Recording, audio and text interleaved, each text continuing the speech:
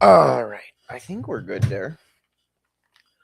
What is going on, everybody? Mario Munguia here, Infighting FX, Infighting Exchange. Why do we call this show Infighting FX? Why do we call it Infighting Exchange? Well, this show's always been called Infighting. It was the name I came up with back in 2023 when I left the Boxing Voice or was fired. And so at the end of the day, what it represented was this is the place where I want to come on and fight and debate and argue and all the things in respect that I very much love to do, right? They say iron sharpens iron or steel sharpens, what is it? Is it iron? Iron sharpens iron? Whatever. I've known that to be true my entire life, whether it relates to debating or jujitsu or boxing or powerlifting, whatever fucking thing I've done in my life.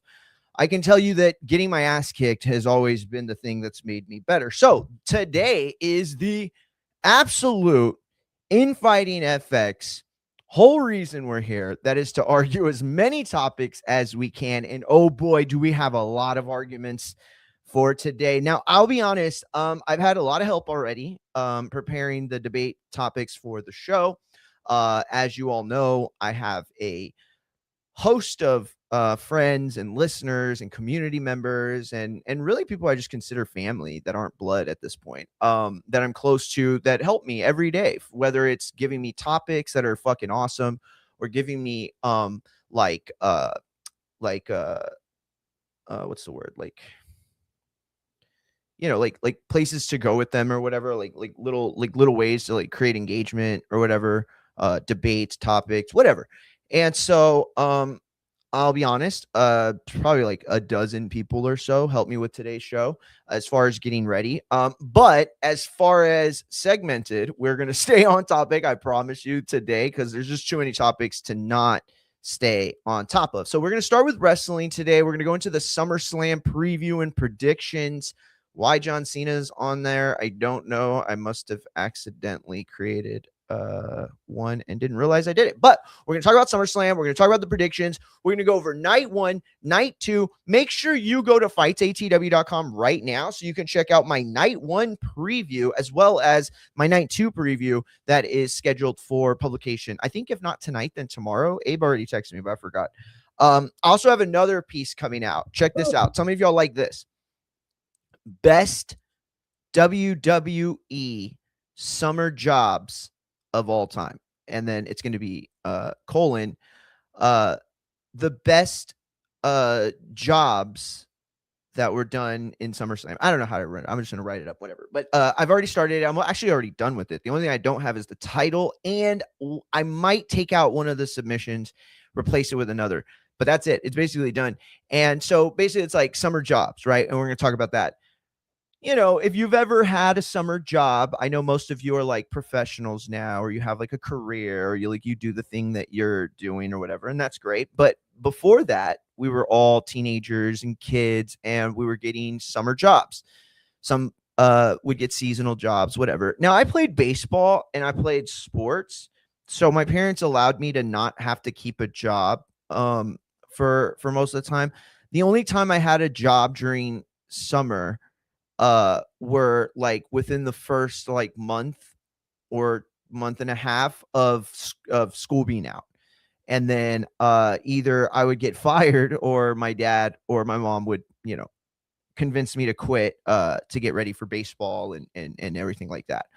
And so in that, I've had a lot of shitty summer jobs. Let me tell you guys, probably the worst was car washing. Doing car wash. And here's the thing, like, it's probably way worse at like Charisma or DuckDuckGo or any of those places that are just like fucking machines that churn out a bunch of customers. I'm sure it sucks there way worse. But the place I worked at was actually a small local owned business that had like, I forget what it's called, but it's like custom detailing, like basically for like we had contracts with, like, you know, the cops or the police department that puts on like like auctions for criminal shit. So like if a drug dealer gets busted, right, and he goes to jail for like 40 years and all his shit is confiscated, the money goes into like the pool of things, but the actual physical items are placed on auction and you could bid on them. And this is how like a lot of people get started in like the car business or like rare art business or whatever, right? Because like you gotta understand, like when it comes to like drug dealing or like cartel stuff, like smuggling or trafficking of any kind, right? These are illegal businesses, right? But they produce like large amounts of money. So if you're not like, you could get caught doing that stuff by just spending money. Like nobody in the world could know what you're doing at all. You could have the perfect cover for whatever smuggling operation you have, but then you start spending money and they're not going to say, hey, he might be drug dealing. They're going to say, wait, he doesn't need that much money. Why has he got that much money? No, fuck that. Find out why he's got that money. And so it's like one of those types of things, right? No, I don't think so, champ. I think it's postponed or not postponed. I think they stopped talking about it, but we'll talk about it later. We'll get into boxing later. So damn it, now you made me forget what I was saying. Either way, doesn't matter. We are going into the SummerSlam predictions tonight. Night 1, night 2. In fact, let me do this real quick.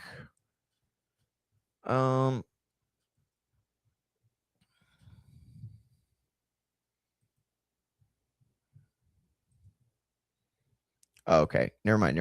Okay, so we're gonna go into the night 1, night 2 of it all. What are the big storylines heading into this SummerSlam taking place at the US Bank Stadium in Minneapolis, Minnesota? So we're gonna go through night 1, we're gonna go through night 2, we're gonna talk about Raw and how it was probably one of the worst go home episodes to a major PLE. Certainly in this decade. I think in the 2020s, this has to rank like bottom 3, bottom 2, but perhaps worst of all time. It moved the needle 0. Not that there was like nothing but bad stuff on Raw, not at all. There were some things that I very much enjoyed, but more as a go home episode. You know, I'll be honest. I feel like this is crazy for me to say because it's like, the hell, you think you know more than Triple H? I don't. I absolutely don't. But I'm starting to feel like I understand what go homes are supposed to do and supposed to be better than anyone that has written or produced a go home show in the last like 5 years. I mean, they're not even remotely important anymore. In some ways, the go home show is actually the week before the go home show. So like last week, if you think about some of the things that happened to like push the narrative forward, it wasn't a lot, but it did something. I mean, you have Brock Lesnar, Nova Femi this week. And I mean, talk about shitting the fucking bed. But either way, we're going to talk about that. We're also going to talk about the big return rumors. That's right. There are rumor. Shout out to Superbex in the chat already said my official prediction: Solo swerves and turns on night. Love it, but I have one that I like even better. Champ. Shout out to Machine Gun Matt. Mech said I'm fired. I don't know why. Probably for being super late. But either way, we have 2 specific rumors that have really caught fire as of the last 72 hours, maybe actually longer than that. But I'd say like most people have caught up on it within like the last 72 to 48 hours. And that is the return of The Rock. That's right. I know y'all are pissed. I know y'all don't want to keep hearing this, but that's actually a thing that is being discussed. And there's a reason for it. I would not even I wouldn't even like tickle the taint of this topic at all. Okay. Y'all know how I feel about The Rock at this point. Either show up or don't. I'm tired of talking about it. But the reasons for why he could be showing up or might not show up actually have a lot of different innuendo about him. So I want to talk about that for sure. Not about like, oh, should The Rock show up? I mean, that's kind of like, you know, at this point, again, I think it's do it or don't. Some people are going to love it. Some people are going to hate it, but you can't deny that it is a big time move at this point. That said, there are other aspects to this as it relates to The Rock and potential heat with Nick Khan and the board, and the fact that news reports have come out and rumors have come out saying that The Rock has not showed up to any TKO board meetings, guys. None of them. He has not posted about this. And by the way, y'all guys know I don't like to talk about personal text messages, right? Even if it's something Mex or like Abe or somebody like says in jest that is like clearly okay to share, like nobody would care, I still don't like to do that, right? I'm about to do it because listen, me and Abe talked about this, and yes, I got you, champ. I'll send you the link. I'll actually, I'm gonna send it to y'all personally because it's not that I'm starting to get like more people jumping on from the thing, and I just I don't want anybody to think that it's okay to jump on yet. Only people that could jump on right now are Machine Gun Matt and Abe. I mean Mex, Matt, and I don't see him there, but he was just on was Bruce. So if Bruce is there, he can come on too. But that said, that's it. I think that where we are in the rumor section is interesting because The Rock, a lot of this is playing out in real life. Now, the other big return rumor is none other than Vince McMahon. Now, Mex is gonna get mad if I don't say, which is true, that he called this a long time ago, or he said that he thought this was something that would happen a long time ago for SummerSlam specifically. So you got to give him credit for at least that, because it's like one thing for a psycho to be like every single week saying Vince is coming back for like 2 years and then maybe he gets it right. It's another thing to say like, hey, this is going to happen, then that's going to happen. And then I think the best shot would be SummerSlam for return. Again, I'm not saying he's going to return. I'm not saying Mex is right. What I am saying is that at the end of the day, it has played out in a way that it gives more validity to his actual prediction, which was that Vince was coming back during SummerSlam. But those predictions are getting hot and heavy like a 1990 rom-com. It is a situation now where the Janelle Grant lawsuit is mostly tied up, not with a bow per se. A lot of people assume and have been talking about it like Vince won. I will say that Vince didn't lose big. That's what I'm willing to say, because the whole thing isn't on national TV. The whole thing didn't get Johnny Depp, Amber Hearded. He didn't get the OJ treatment. If the dildo doesn't fit, you must have used it up somebody's shit. Oh my God. I literally just made that up. I don't even care if y'all clip it and WWE never lets me to an event ever again. That was really good. You'll have to admit that. Anyway, could Vince show up? No, he won't.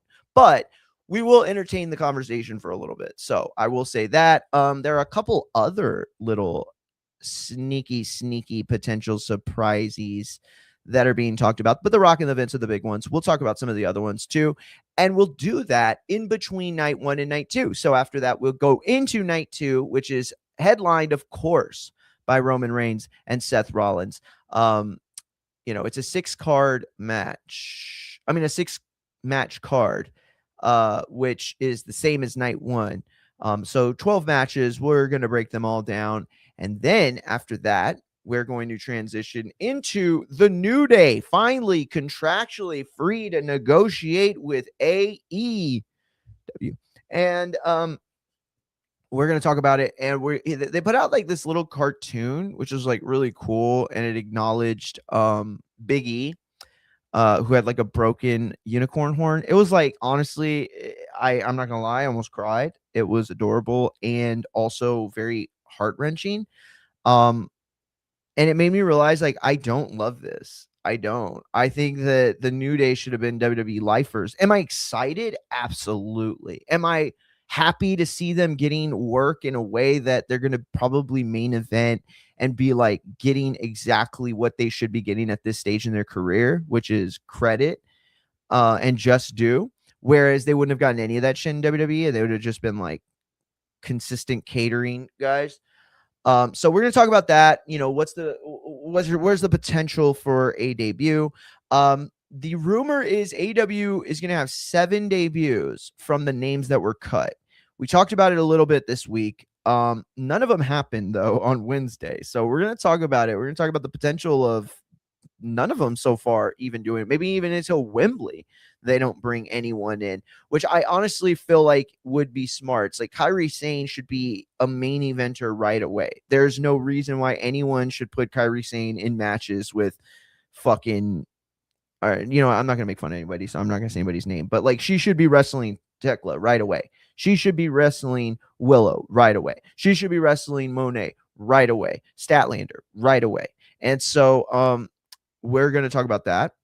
We're gonna talk about AW Dynamite and the review for the show. This is one of the best Dynamites of the year. And Matt and I were supposed to have a debate on his show a couple nights ago. Unfortunately, I wasn't able to go live at all on Tuesday. But what did end up happening was I got the chance to see it play out. And I hope Matt did too, because what's going on in AW Dynamite right now is extremely solid work and storytelling. The Willow segment, oh my gosh, just incredible stuff, right? And it flies in the face of everything WWE is doing. Like, I get it. AEW, you could say they have a shitty women's division or they don't care about their women's division. Everybody says that about them. Everybody says about WWE. There used to be this side's better, or at least they're doing that. Now it's like, you know what? They're both doing terrible. But I will say this. For all the shit you could give both the women's rosters in WWE and AEW, Willow flies in the face of all that bullshit, right? The same repetitive type of characters that WWE produces, right? It's like they have this idea of what they think the women's champion should look like or the women's roster should look like. And I'm not saying that their talent is bad, not at all. I'm saying that they don't actually give a shit about them. Like, when you have so many women that have such closely resembled gimmicks and optics, right? Like how they present themselves. It's fucking crazy. It's crazy. And AW does this too. They're guilty of this a lot. I remember when Hangman Page and the Butcher looked like fucking brother and little brother, right? Like they were fucking cloned out of the Family Matters things with fucking Steve Urkel and Stefan. And that was bad, but at least the Butcher wasn't like a main character, right? At least Hangman wasn't like a big time wrestler at that point for AEW. He's kind of like on his way up as a mid-carder. The company with the women in WWE, I mean, it's like they just bring anybody who has, I'm not going to say it, but they have a physical idea of what a woman, I think, should look like as the champion. And that's fine. They've done a great job with girls like Charlotte, or women like Charlotte, women like Rhea. But I just feel like right now there's just not enough differences. They're just like too similar, I guess. But either way, we're going to get into that. Let me see. Where are we here? Oh, yeah. And so then we are going to use Ryan Garcia and his appearance on Raw this past weekend in one of what the internet's calling 2020s, not 2026s, but all of the decade of 2020s worst Raw segment between Joe Hendry and that of Dan Housen. Now, I covered it. We were watching it live. We're going to rewatch it. And we're going to see, was it that bad? The answer is yes. Yes, it was that bad. But we're going to use the Ryan Garcia appearance on Raw and the backlash that is coming out from this. While most boxing heads that watch wrestling probably haven't seen this at all, for those of us who are deep into all the communities, I get wrestling only content all the time from people. And I interact with wrestling only fans everywhere on all social media platforms. What I can tell you is very few people liked it. In fact, most people hated that Ryan Garcia was on. That is not the narrative you're seeing from the boxing guys. And that's because I don't think that they're part of the same like community. But I will tell you all what the wrestling fans disliked about Ryan Garcia's place on Raw and his appearance. We'll talk about whether or not he could be potentially seen at SummerSlam this weekend, and what the overall consequences and or game plan for including Ryan Garcia out of nowhere, on this recent episode of Raw. Now, we are going to use that to transition to the big boxing topic today. If you are not aware, then you're about to be made aware. Keyshawn Davis and Devin Haney, the purse bid heard round the world. Guys, we have a shit ton to talk about as it relates to this stuff. And I don't know. Oops, that was not what I meant to do. Let's go ahead and do that. And then we'll do that. Perfect. So listen, we don't have like definitive info on this fight yet. Like, this fight isn't guaranteed to happen at all. Not yet.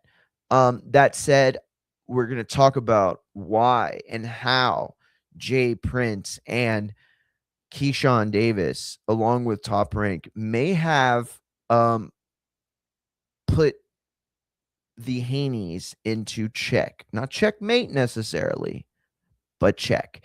And the 4D chess move that was illustrated has its flaws, obviously, and a lot of people are willing to talk about those.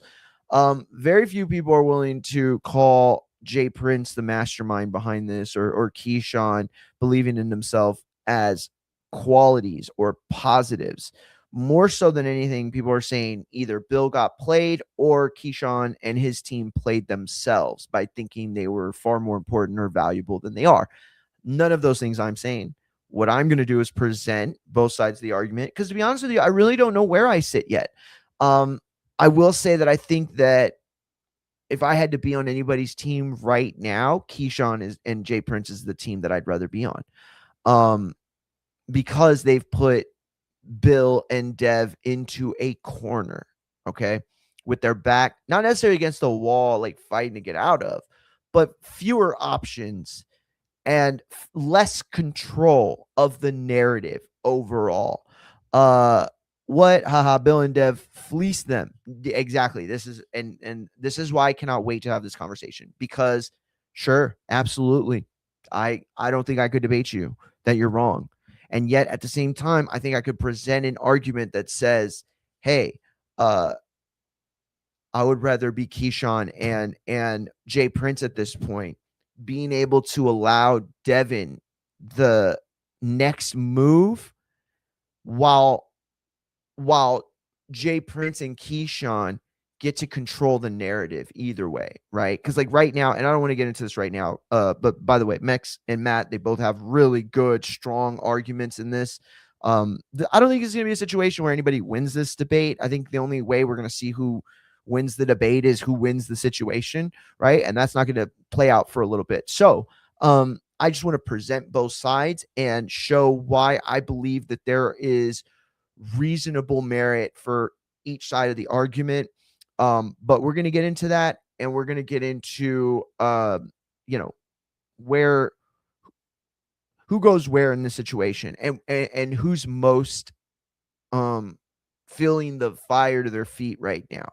I don't think it's necessarily Dev, but I can tell you that with every day that passes, Dev is going to come to the realization that he's either going to have to fight on Keyshawn's terms, meaning they will be able to control the fight, or he's going to not take it. And that's even worse, maybe, because then you get full narrative control to Keyshawn and Jay Prince and Top Rank and that side. There is no coming back for Dev and his fans if he ends up pulling out of this fight. The only way he could get a pass is if he's fighting Tank or Shakur in place of Keyshawn. But let's be honest, if he's not fighting Keyshawn next, the idea that he's fighting anybody worth steam, that doesn't work. That doesn't work. He's not going to fight anybody as good as Tank or Keyshawn. So if that's the case, then Dev looks like the duck. And I'm not saying he is, by the way. I'm just saying that's the mastermind shit that I think Jay Prince might have pulled here in this situation. Did Keyshawn believing in himself, was that the best route? Was that the smartest thing to do? Fuck no. Could it end up working out anyway? Possibly. We'll see. Send that. I definitely got to speak on this nonsense. Oh, yeah, 100%. My bad, big dog. Let me, Max, I'm going to send it to the text messages, though, so that way nobody else can jump on yet. I'm going to let everybody else on today. I'm just not going to do it right this second. Mex, Matt, they come on when they can. They have jobs, and they're in the truck, they're moving shit, and so at the end of the day, if they can come on, then I just let them on when they can. But that's because they're not part of the caller sphere, right? They're like co-hosts. You know what I mean? So yeah, you're way off. I can't wait for this convo. Hell yeah, champ. We will definitely have this. I'm going to send it to the thing. If you want to just jump on and, oh my God, every fucking time this bullshit. Oh, never mind. Oh, thank you. My bad. I thought you were saying I thought you were saying I got kicked off. I looked at it and I was like, God damn it, I'm not even streaming. But it was just I didn't go live on IG like the millionth time. By the way, can you just please can you just keep an eye on IG for me, champ? Because last week I missed a fucking shit ton of messages and people jumping on. And I've been getting like a lot of subs, dude, on IG. I don't know what it is. Like all of a sudden they're pushing my lives in a way that TikTok doesn't or YouTube doesn't. And so like the other day I had like 800 views on replay, which is like 20 times the amount I've ever done on IG alone. So I don't know. Fuck it. I'm gonna keep more apprised to the add a link. Okay, sure. Let me copy this. Let me send this. Yeah.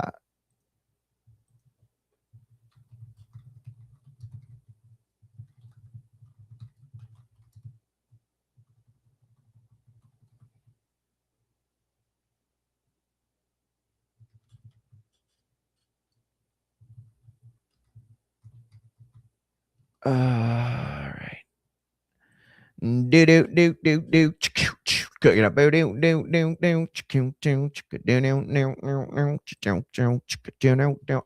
so we are going to get to the Devin Haney stuff. Which one of them pulled the fleece move, and then finally today we're no, and then we're also going to talk about Roach Sabetha. Now I'm going to do like a full card breakdown and pick'ems tomorrow early in the afternoon. Just a heads up, I'm not covering SmackDown for fightsatw.com tomorrow because I'm covering both nights of SummerSlam. I'm going to be a busy guy the next few weeks covering multiple wrestling, boxing, and MMA for 3 different websites now. So hooray for me, right? FightsATW still pays the best, though. Shh, I didn't say that. Don't tell anybody. I don't want to lose my job. I don't want them to come over and get paid. I'm just kidding. Anyway.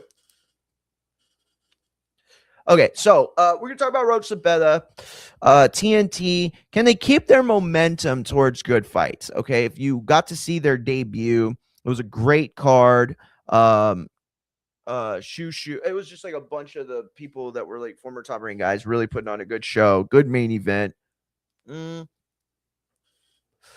So can they put the other one together? Roach versus Sabetha. Now this is a good fight, guys. I'll be honest. The state of boxing is less than it was 10 years ago. I don't think that that's an unfair thing to say. Back when HBO and Showtime were at the helm fighting back and forth over boxing supremacy, we had names like Timothy Bradley. We had names like Devin Alexander, Amir Khan. There were all these welterweights, junior welterweights. You go back to the Sergio Martinez days at junior welterweight, the Paul Williams days, even James Kirkland. There were a lot of fighters who had yet to prove that they were like elite talent and then would go on to show that they weren't, like James Kirkland. But they had success in the ring as it relates to monetary and stardom. James Kirkland was a much bigger star than he was a talented fighter. I'm not trying to be a dick about that. I'm just being honest, right? He was a bigger star than he was talented. Tim Bradley, I think you might say the opposite. For a long time, very few people outside of the hardcore boxing community really knew who he was, despite the fact that he basically reigned supreme at 140, not in any way that you should give him Hall of Fame cred for, right? He didn't become undisputed in the 4-belt era. He didn't like check the box off, and he was very much the company man as it relates to his place in Top Rank. That said, though, I just feel like the star power boxing has dwindled so much to the point where, got like this fight between Roach and Cepeda, it might have been only a boxing after dark fight, but it would have at least had its own relevancy. Whereas today,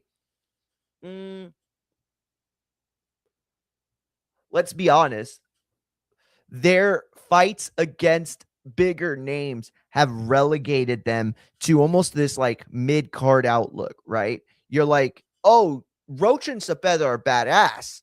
But to put it in wrestling terms, since this is the SummerSlam show, they're like Penta badass, which is badass, but they ain't winning no like big ass world title, right? Like Javon Evans badass. I mean, Javon Evans is badass, and he could be a world champion one day. But let's be honest, Champ ain't headlining WrestleMania this year. You know what I mean? Like, it probably ain't going to be he probably ain't going to be headlining WrestleMania if he ever does in the 2020s, right? My man is super young, and so the point I'm just trying to make is that it feels like this is a bigger fight, or should be considered a bigger fight than it is being considered. And I think that there is some real weight to this fight, meaning that the winner has real stakes. I do believe they're different, right? If you're Roach, I think this win, and in an impressive fashion, does more for you from optics, right? It could translate into a much higher raise in profile, whereas Zepeda, it would definitely be a big win. It would definitely help him get in line for something even bigger, but he himself is not a Roach win away from being a big time star or anything like that, right? So we're going to definitely get into that. McGregor's last dance planned for IFW2027, that is International Fight Week 2027. Now, a lot of people have picked up on this. I saw it a long time ago. And this is, again, why when I do have my Patreon one day, I'm going to have to make guys like Mex and Matt, I'm going to have to make them partners, because they're part of the reason that anybody would subscribe. I mean, that's what I'm saying. Like, I'm a very lucky guy to be friends with them and friends with other people, and have kept my ties with other people in wrestling, MMA, and boxing throughout the years, because I am like always the first to know everything. Even if it's like a story that got out there like in public, I mean, I've seen it. I'll see it within 10 minutes, because these guys are on their shit all the fucking time. And I'll be honest, it makes me mad when they're not, or not both of them, or them, or but anyone like them is not, respected, and their what they bring to the table, what's it called? Their contributions aren't appreciated enough. But that's neither here or there. We are going to talk about the McGregor thing, though, because it has picked up steam, despite it being kind of an old post at this point. We're going to talk about, who should it be? Is this the last fight? I'm hearing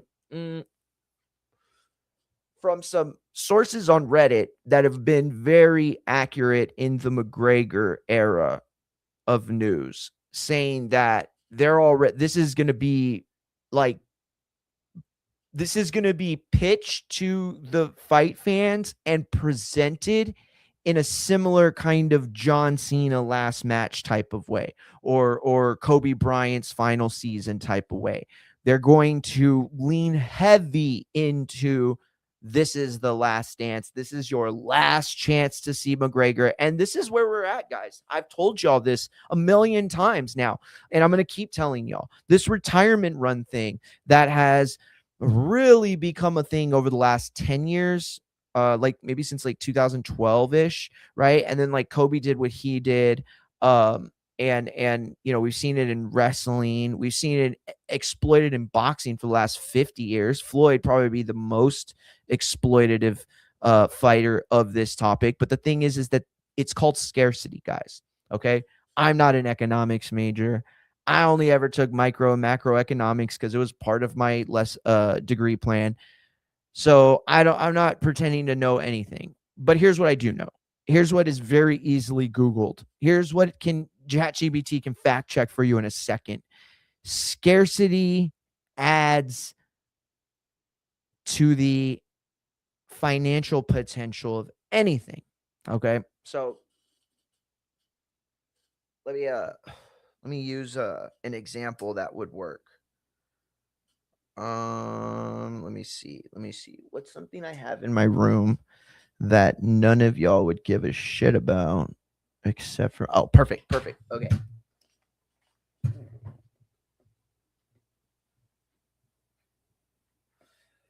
Okay, so listen. I have in my hand a 94 or 93. I think it came out in 94, maybe 93. Game Boy cartridge of the WWE video game, and it called King of the Ring. Now, if you don't know, Bret Hart was actually the first King of the Ring as it took its shift into the modern era. Now, of course, Randy Savage and a few other people became king, right? Through a King of the Ring tournament, but those were structured very differently. And you could argue, aside from the name, they were just completely different, things and gimmicks altogether. This was 1993, the very first actual King of the Ring as a pay-per-view, and promoted and booked in the same kind of landscapes as pay-per-views at that time. So you could argue it's his first one. I have the Bret Hart 1993 fig signed. I have every single, actually, let me just show y'all. This is this is stupid. I could just show y'all.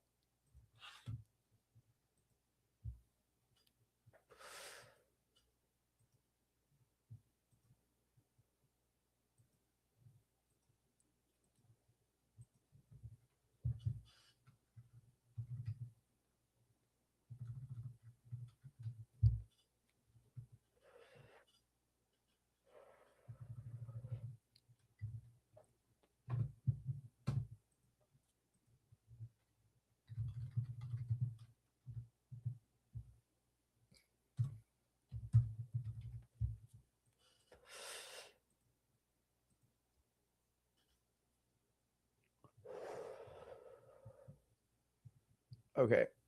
I sent it to you, Mex, or I sent it to myself. I'm gonna send it to you right now.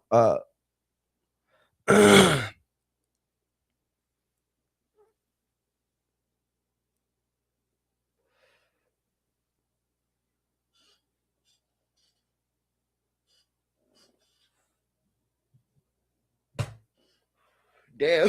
Holy shit. Bro. Fuck, that's that's crazy.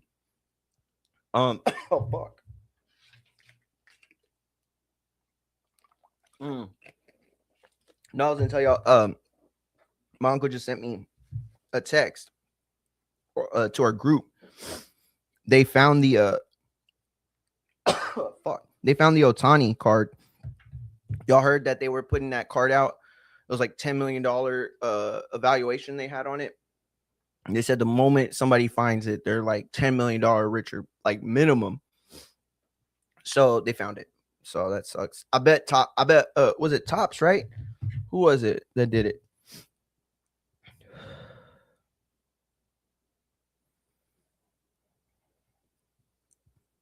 I forgot what seller it was, but they had put it out there. But I bet they're pissed because like the whole reason you want that Otani card there is so that people keep buying it. It's like Willy Wonka and the Chocolate Factory, right? The moment everybody heard that the 5th golden ticket was found, people stopped buying the fucking cards. You know what I'm saying? Like that's what shout out to Cruz in the building. Yo, Cruz, hop on and whenever, I mean, not today, or if you want to today, but hop on, tell us anytime you get to let us know how that Raw show was. Oh no, you went to SmackDown, right? I'm going to SmackDown in Corpus. It's coming to Corpus. I think I'm going to try to go to the Houston show too, the Survivor Series War Games. Yo, y'all want to hear something fucked up, dude? So y'all know Mackenzie, my niece, who's been on stream with us a million times, right? She's a big wrestling fan. She's gonna be there on Saturday and Sunday watching SummerSlam with us. I think her boyfriend's gonna be there too, and she's a big wrestling fan. I introduced her to wrestling. Her and my brother, her dad. We showed her wrestling, but see, I was an actual good wrestling uncle because I showed her real wrestling, right? I showed her Bryan Danielson's matches from ROH. I showed her AJ Styles stuff way before he was ever in the company. Showed her like some of the best ECW technical wrestling we'd ever seen. Showed her Bret Hart. So, of course, she knew the true north, like who to put on the top of the top and compare everyone else to. So, like, I showed her all that. So then they do the tickets and she pays to get the pre-sale tickets, right? For Ticketmaster. This little bitch fucking bought tickets for her and her boyfriend because he's never been to a wrestling show. The fuck? Okay. And the only ones you've ever been to are the ones I took you to. Fucking didn't even buy me a ticket. Fucking asshole, dude. It's messed up. I'm not gonna lie, I'm really upset about it. It's like, imagine, because I'm the one who showed her the Avengers and I'm the one who showed her Star Wars. Like, imagine like Star Wars on Ice is here. And then she's like, oh, me and everyone is going, but we're not taking you. Like, bitch, I was there when you found out who Luke's father was, you little asshole. No, I'm not going to chill, champ. How would you feel, Matt? Mex, how would you feel? Matt buys literally everyone a ticket except for your daughter. And then he says, oh, well, I just don't think girls want to hang out with boys. And it's like, dude, what? You're leaving her out for no good reason. For no good reason. Or better yet, Matt buys tickets for you, or no, for all the brothers and cousins and friends, and he leaves you out and he doesn't take you. Like, what? How is that fair? How is that cool? It's his money. Sure, cool. But yo, I introduced her to that stuff. Like, and they do shit all the time. Like, what? No, they just went to a Comic-Con together. They just went this past weekend. She's just coming back, I think today or tomorrow. I don't remember. To the Frio, or no, to Green. Not Green, Garner. They just went to Garner to go camp. Like, the fuck? You couldn't buy me a ticket? And here's the other thing, like, you could buy him a ticket. Why didn't you buy me a ticket too? I would have just paid for it later. Like, you could have just told me, hey, I bought your ticket. I would have said, oh, okay, well, let me pay for it. I don't know. It's fucked up. And you're fucked up for taking her side. No, I'm just playing.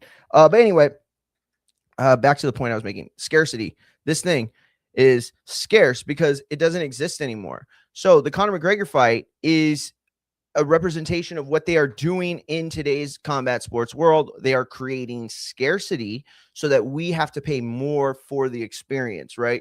I love John Cena. John Cena will go down as one of my favorite wrestlers, right? I don't know him personally, never met him. I'm not validating any of that, except for what I've seen in the ring and what that message was, right? Because you can authenticate it. John Cena means more to wrestling than Hulk Hogan in the most authentic sense of the word, because I can show a kid John Cena and say, here's an authentic role model within the world of the character, and let it stay true from day one of him being like, I'm ruthless aggression, to the fucking end where he looks like a bunch of hot dogs smushed together in Gunther's fucking arm. The thing is this, it's authentic, as opposed to Hogan where it was just like all a lie. So you just have to go into no. See, I'm not going where you think I'm going with that at all. This is what I'm trying to say. Ultimately, we're paying more for the experience of something that we've already understood the cost of, right? John Cena does not represent the best in the world. He never did, right? He's not a great watch. I'm a fan. I'm a big fan. So why would we have to pay like a bunch of extra more money to watch him in his last time? Because of scarcity, right? So like, we accept that. We say, oh, this is worth the extra $100, $200, $500 that I'm used to paying for this, because this is the last time for real. And by the way, you could go to that event, buy merch like shirts and stuff, keeping them in decent enough shape. Those things have return investment value. So I understand all that. It's the faked aspect of it. That's what, nothing is authentic about Mr. Roboto. Oh, Cena was a Hulkamaniac just like you, brother. Yeah, we all were. There is a reason to be a Hulkamaniac. Absolutely. Until you hit like 9 years old and you, or 10, or maybe like 12, and you can read. And then once you read and you're like, oh, that character was like fucking made up. Like, imagine you actually think Undertaker is dead. Now, in that position, that would be your fault and your borderline, like maybe like they shouldn't have had you. I don't know. I'm not saying they shouldn't have. I'm just saying maybe you're dragging down the average IQ of the world and humans like a little too far. So, cut the rope. And so all I'm saying is that if you were so dumb that you thought the Undertaker was alive, you would like be so butthurt the moment you find out that he has a pulse and a heart and it's never once stopped in his life. This is kind of a similar situation because it's like Cena is an authentic American hero from the character perspective, whereas Hogan is like literally probably the biggest American heel if you think about it. Here's a guy who betrayed every facet of his very pro-America character. Yo, you could argue Hogan's the real terrorist of wrestling, not even the guys that jumped Undertaker after 9/11. Those guys are way more patriotic than whatever the fuck he was doing. I'm just saying, I'm just reading the room for y'all. I'm just telling y'all what the story is telling me. Please, if you see it differently, come on and tell me, please. I'm very willing to admit when I'm wrong if proven wrong. My bad, Max. I I have ADHD and I smoke weed, so I forget to do the thing that I was doing. Keyword character. Yeah. No. Absolutely. 100%. Right. It's like I said, I don't know Cena personally. I mean, like, I highly doubt he's like a Jekyll and Hyde version of his character, right? Like, I don't think I'm gonna walk up to him one day, like somewhere, and like he doesn't know I'm behind him, and I'm walking up to like introduce myself, and like I overhear him saying, "No, I'm not gonna do that. She's Muslim. I never want to see her again." And it's like, wait, what the fuck? Like, what could that conversation have been about, and why? Why did you say that in that context? And then it's like, or like he could be like, I don't care. She knows just like I do. I've hit my mom before and I'll hit her again. And it's like, what the fuck? Like, I don't think that's going to happen. Right. I'm not saying that would happen with Hogan. However, of the two in real life, not knowing either at all personally, I'd be far less surprised if that happened with Hogan. I'd be like, oh, he has hit his mother before. Kind of figured it, but didn't want to say anything. I mean, a lot of people say he has pretty intense porn addiction. You're so full of shit. Oh my God. What? And here's the thing. He knew I was going to read it on air. Y'all guys don't even understand. Mex is like kind of a psychopath villain because he's always thinking like 2 steps ahead of you. And it's like just to troll at the end. You know what I mean? Like he's like Ashton Kutcher if Ashton Kutcher was even a bigger douche. No, I'm just kidding. No, Mex is hilarious. Just hit send though. What does that mean? Are you talking about the email? I mean the link. I think he was talking about the link. Oh, I didn't even know AEW's adding more indie shows. I mean indie promotions to my AEW. Good on them. Good on them. Bowl of the Tizon. Oh, shouldn't have said that out loud. Oh, that's sick. Who made that? ESPN did? Mex? That's nasty work. I like that. I'm gonna share this AI thing, Mix. I was thinking about it too, and we can have this conversation after the SummerSlam. Oh, you know what? We can have this conversation now. Let's start the SummerSlam thing. Okay, everybody knows what we're talking about today. I already talked about. Oh, one last thing. We are going to talk about at the very end. Anthony Smith. He was arrested on charges of domestic terrorism. Let me see. What else was it? It was domestic terrorism and something else, dude. Who was arrested on that? And this is like the third or fourth guys that we've gotten in less than a year, and so I'd like to have this conversation for real. Okay, I'd like to have this conversation for real. Is something going on in the world of MMA?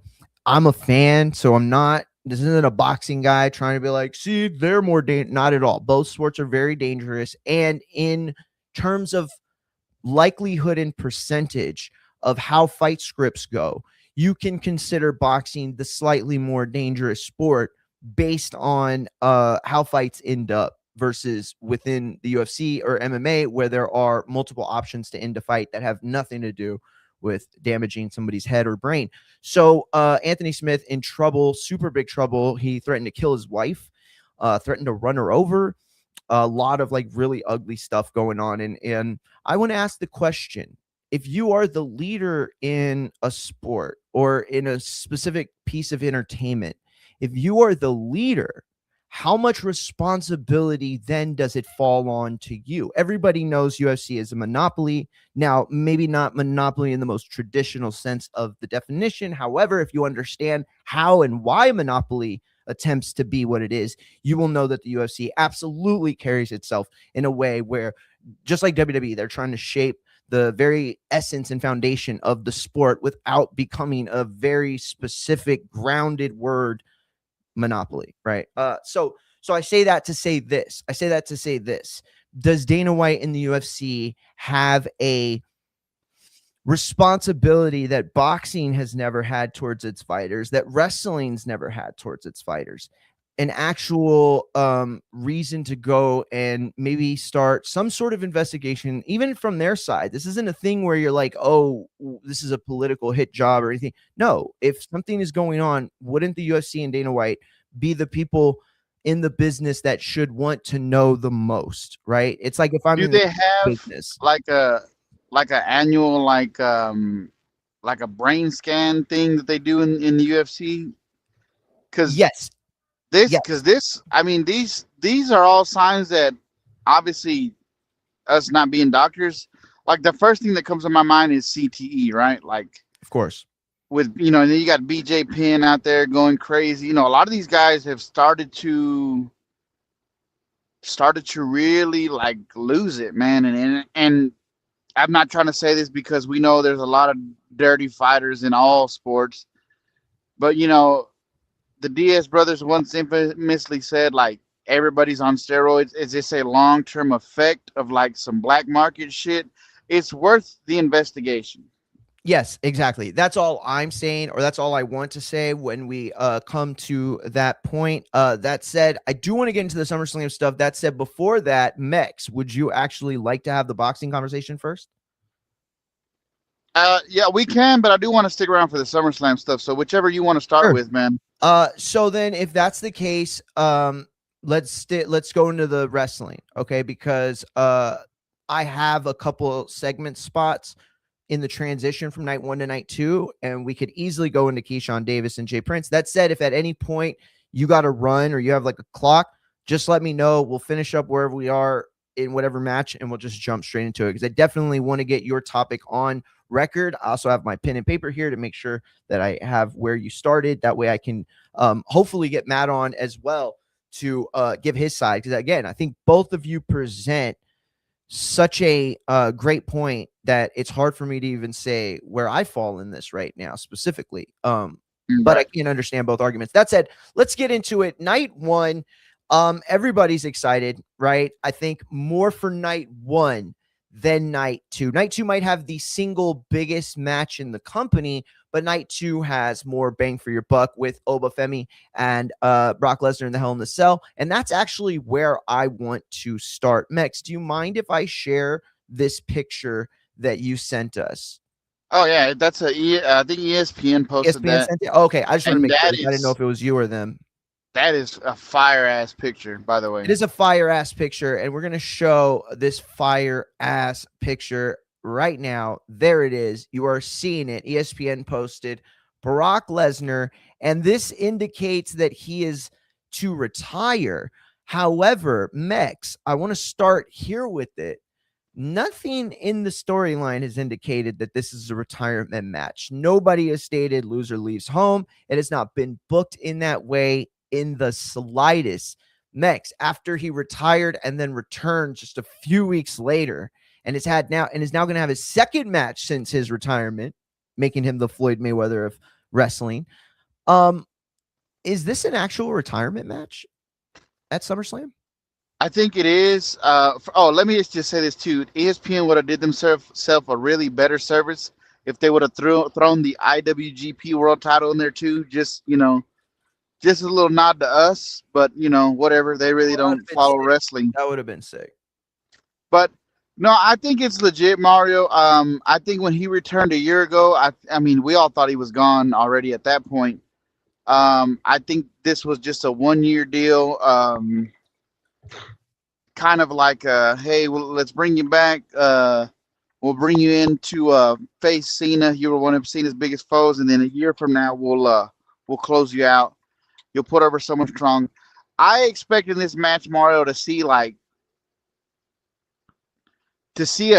I'm expecting like a 20-minute match, 20 to 25-minute match, and I believe we'll see Brock hit Oba with everything. And I think there will be a point in the match where, like, maybe Heyman or somebody's on the outside, and Heyman kind of like, Brock, you've given it everything you can, like something like some. I don't think those exact words, but some sort of moment like that where Brock just kind of like, damn, I threw it all out there.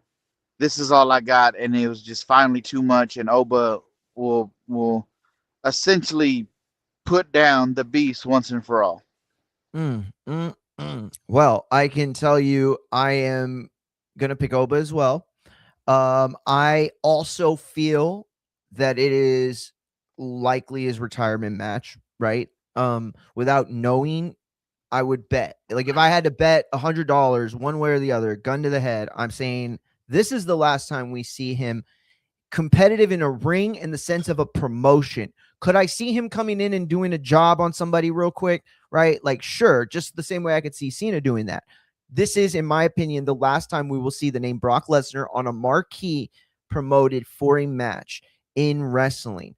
That said, I think they dropped the ball huge in this situation. I get Brock Lesnar is a heel, right? I get that. I understand that it doesn't make as much sense for him as a character to have that teary-eyed, emotional goodbye the way that some of our favorites have had, like The Undertaker. That said, that's exactly what he did with the gloves and everything else, right? At WrestleMania. So if all that stuff wasn't planned, if all that stuff was organic, and if to a degree it was meant to be partly true, then why on earth wouldn't we be promoting this as his final match? It doesn't make any sense, because here's the other part of it.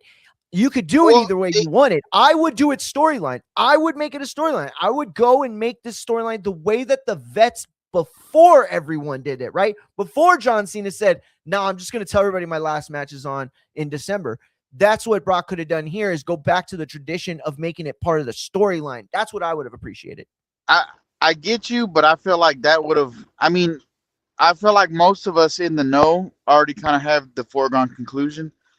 But I just feel like, if you lose, you got to retire. I just feel like that's, to me, it would have took the steam out of the match. In what way? In what possible way, Mex? Could that have taken it out? If you would have said it doesn't move the needle one way, then that's fine. But you're saying the match gets worse? No, what I'm saying is, for me, it's like, yeah, it's really a mental thing, right? But for me, I'm like, okay, I have this foregone conclusion in my head already. But then it's like, if you say you lose, you retire, and we've already heard the retirement rumors, I'm like, oh, okay, well, there really is no shot. I believe that they did kind of promote it as a retirement type of thing, because if you remember, when he came back and attacked Oba, it was kind of like, I was going to retire, but I can't end like this. And he got the win back. And then they haven't outrightly said it's a retirement, nothing, but like, Even with Oba giving up his world title shot, saying Brock will just cost me it, right? Because Brock is a competitor, right? So he knows it's 1-1 with Oba, right? So he's going to want to settle things. The character of Brock Lesnar, right, would want to have a definitive ending, right? Win or lose is the way I'm looking at this, right? He wouldn't want to go off and do the Cena Rock and just end in the draw. Yeah, oh, my bad. Go ahead. So that's how I took when Brock came back. So I mean, maybe that's not how you read it, but that's how I've taken it since that point. And that's what I'm saying. It's like, I feel like there's this part of the narrative that is like, oh, well, Lesnar, he's still like this badass and this cage match, this combat sports warrior and all these things. And that's like, that's great. But at the end of the day, he's also a commodity. And if you're going to capitalize on your commodity to the highest degree, putting championship on the marquee or putting loser leaves home or last time ever or the last time is now, whatever catchphrase you want to go that indicates this is that scarcity, this is that thing that's going away, right? It's not just uncool now to have vinyl or behind the times. Now it is cool to have vinyl. Now it's actually a thing we collect. With Brock Lesnar, he's not just faded into the sunset already. He is, as it stands, and this is my next question for you, the greatest combat sports athlete of all time, possibly the greatest sports athlete of all time, bigger than Jordan, because Jordan could never do it at two sports. Just saying. I don't know, man, because again, and this may be just because we are such big fans and invested fans. The thing is that the lack of pomp and circumstance of it just being a meat and bones type of match, that's kind of right up Brock's alley at the same time. From what we know about his personality, right? Like, he doesn't like people. He doesn't, he lives on a farm. He's banging Sable, which God bless him. But like, we've always heard this about Brock, like he's not that kind of like, his entrance has never changed, his theme music has never changed. Like, he's kind of just been this guy of like, here to take care of business and leave. So for me, again, I think it just fits Brock's character that we're not announcing. And I think too, Mario, that you leave what you do by not announcing it formally as a retirement match, you said it best, Brock is a commodity, correct? Yes. You leave that window open for if there's ever a piece of business and you need someone. I don't think Brock Lesnar shies away from a payday. Yeah. Yeah. Where Cena kind of like, if there's anybody that I think will never actually wrestle again, it's John Cena. And I don't know that he doesn't, but if it was going to be anybody, it would be him. Yeah, I could see that. But I just think that this whole thing, and you're right. This does leave the door open because maybe the door's still open. And that's kind of why I asked you the point in the first place, is because, is this intentional? Like, I don't know how intentional WrestleMania was. I really don't. To this day, I have no fucking clue if Triple H or anyone in the back knew this guy was going to pull that stunt. I don't know if he knew he was going to do that before the match. Yeah, and it definitely has like Paul Heyman fingerprints all over it, right? Like, sure, what? Absolutely. Brock, let's turn this into a big, because this is big money. Him and Oba is big money. And also, too, I mean, I'm sure you've seen the report like I have where like everybody's reporting that Brock is like really heavily invested in Oba. Like, he's constantly in the back with him talking and going over things, and they're in the same locker room together. So, is this Brock for I call a cap on that. I don't, because I feel like Brock has been looking for his, like, I think they tried to force the almost thing on him. And it flopped so badly. It gives me vibes of like him and Taker, where like they have a special, because I think Brock also knows like there's only so much he can do. The man is almost 50 years old. Like, as a freak of nature as he is, Mario, like, how much longer can he be this freak of nature? Can he go on? Yeah, for sure. No. I hear that. Listen, I think that, like you said, we're gonna get an Obafemi win. We're going to in that chapter.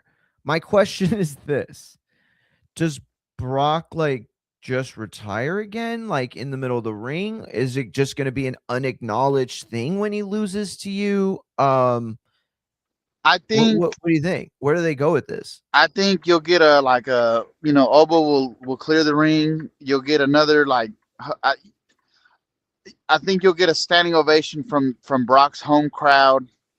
Uh, Very similar to like when Michaels retired, when Flair retired. They followed him up the ramp. And I really think that's about it. I don't think we'll get a speech. I don't think he'll leave the gloves in the ring. I think he'll just clear out and and that'll be it for Brock. That's what I'm expecting. Yeah, I'll be honest, dude, before we move on from this match, I'm still kind of upset about the way that this whole thing transpired, um not because it's been bad. That's not the case. But because it was never as good as the first. Like if we would have ended this whole thing with Obafemi beating Brock Lesnar in a squash, I think I think Oba is in a much bigger place now. I mean, maybe not much bigger, but he's certainly on a more positive trend, as opposed to having him lose and then having a third match to kind of settle it. I feel like it does nothing. Like, we've already gotten the big thing out of the first match. We're not going to get anything out of the second. So that's why I say, appreciate you, Alex.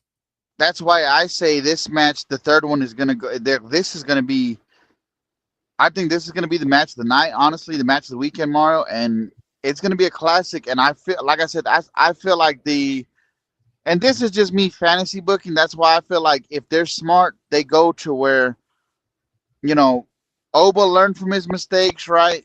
He's able to get that, and he also at the same time took everything Brock had to where Brock at some point in the match towards the end will acknowledge he's thrown his best shot and he has nothing else.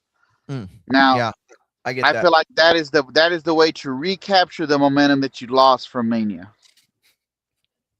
Matt's such a hater. No. That's a very, very good point. Well said. I do want to remind everybody real quick that if you want to check out my entire preview for both night 1 and night 2, they are up right now on fightsatw.com, fightsaroundtheworld.com, best pound for pound staff when it comes to combat sports in the biz. And so I can tell you can go there and check out all of that now. I'll say this one last thing. I felt like the go home show for Raw was bad, but it wasn't like all bad. What dragged it down was how bad some of the segments were, like the Danhausen and Joe Hendry one.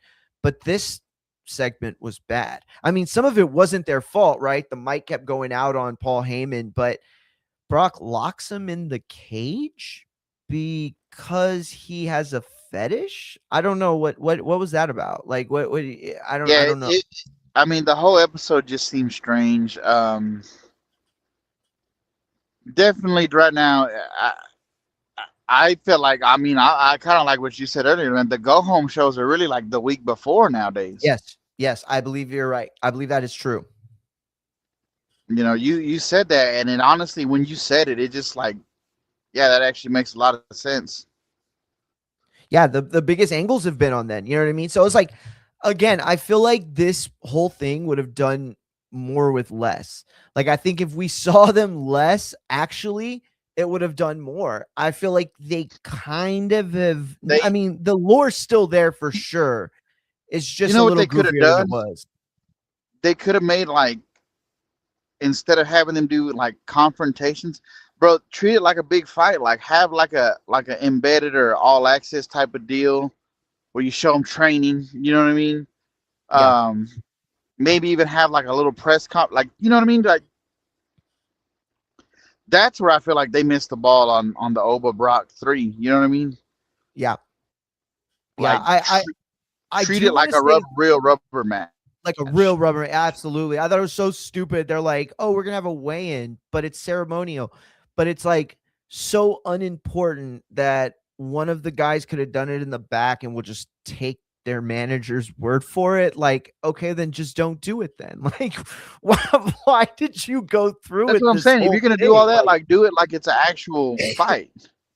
Matt said this has to be main event night 1 or 2, right? So it's on night 1, but I don't think it's going to be the main event.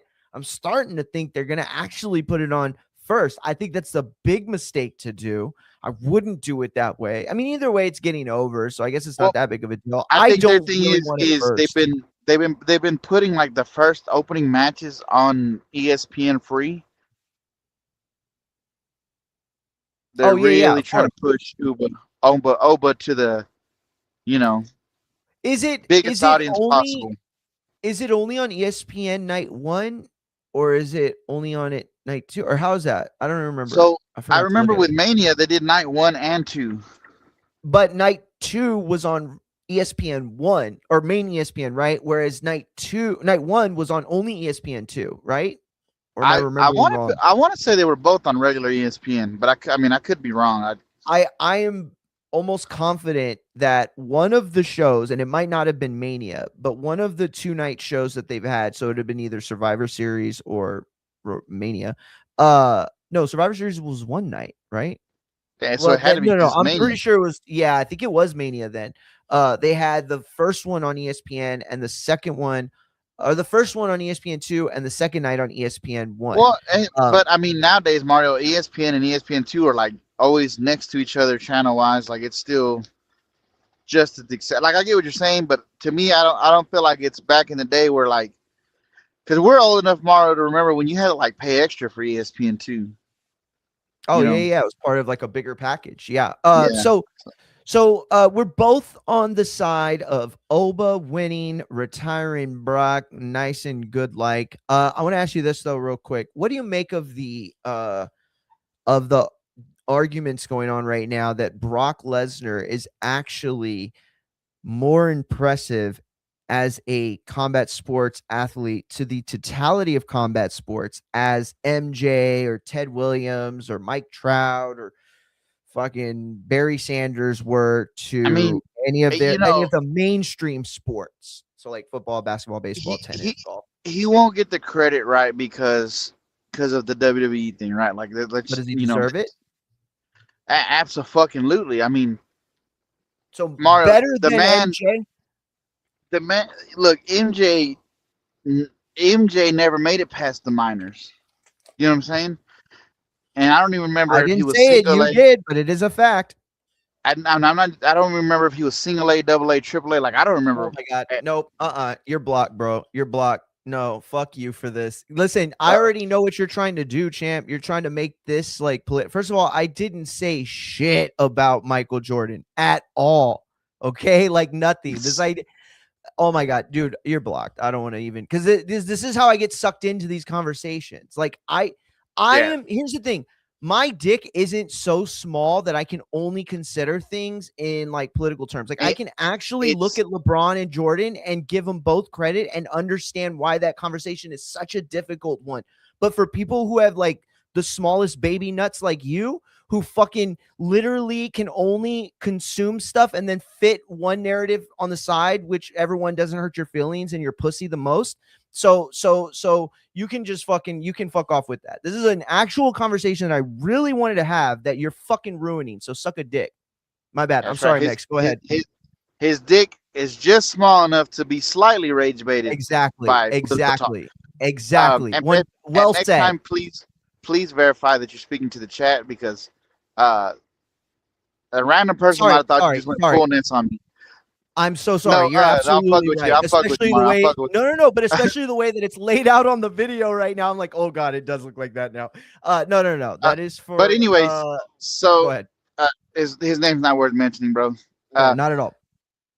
so anyways, like MJ, like the people don't understand. Like Brock was a national champion wrestler. Like that's not easy to do. Shout out Division one, Cruz. you Absolutely. know, Division. and people don't know. Like if you look at some of Brock's OVW stuff, and I'm sure you have Mario. Like people always think that shooting star press was just a Mania thing. He was doing shit like that all the time in OVW. Um, then he just fucking decides he's gonna go try out for the NFL, and he's the last cut right before the final 53. The last cut offered an NFL Europe contract to just they wanted him to just get a few months of training and come back, but he didn't want to go to Europe.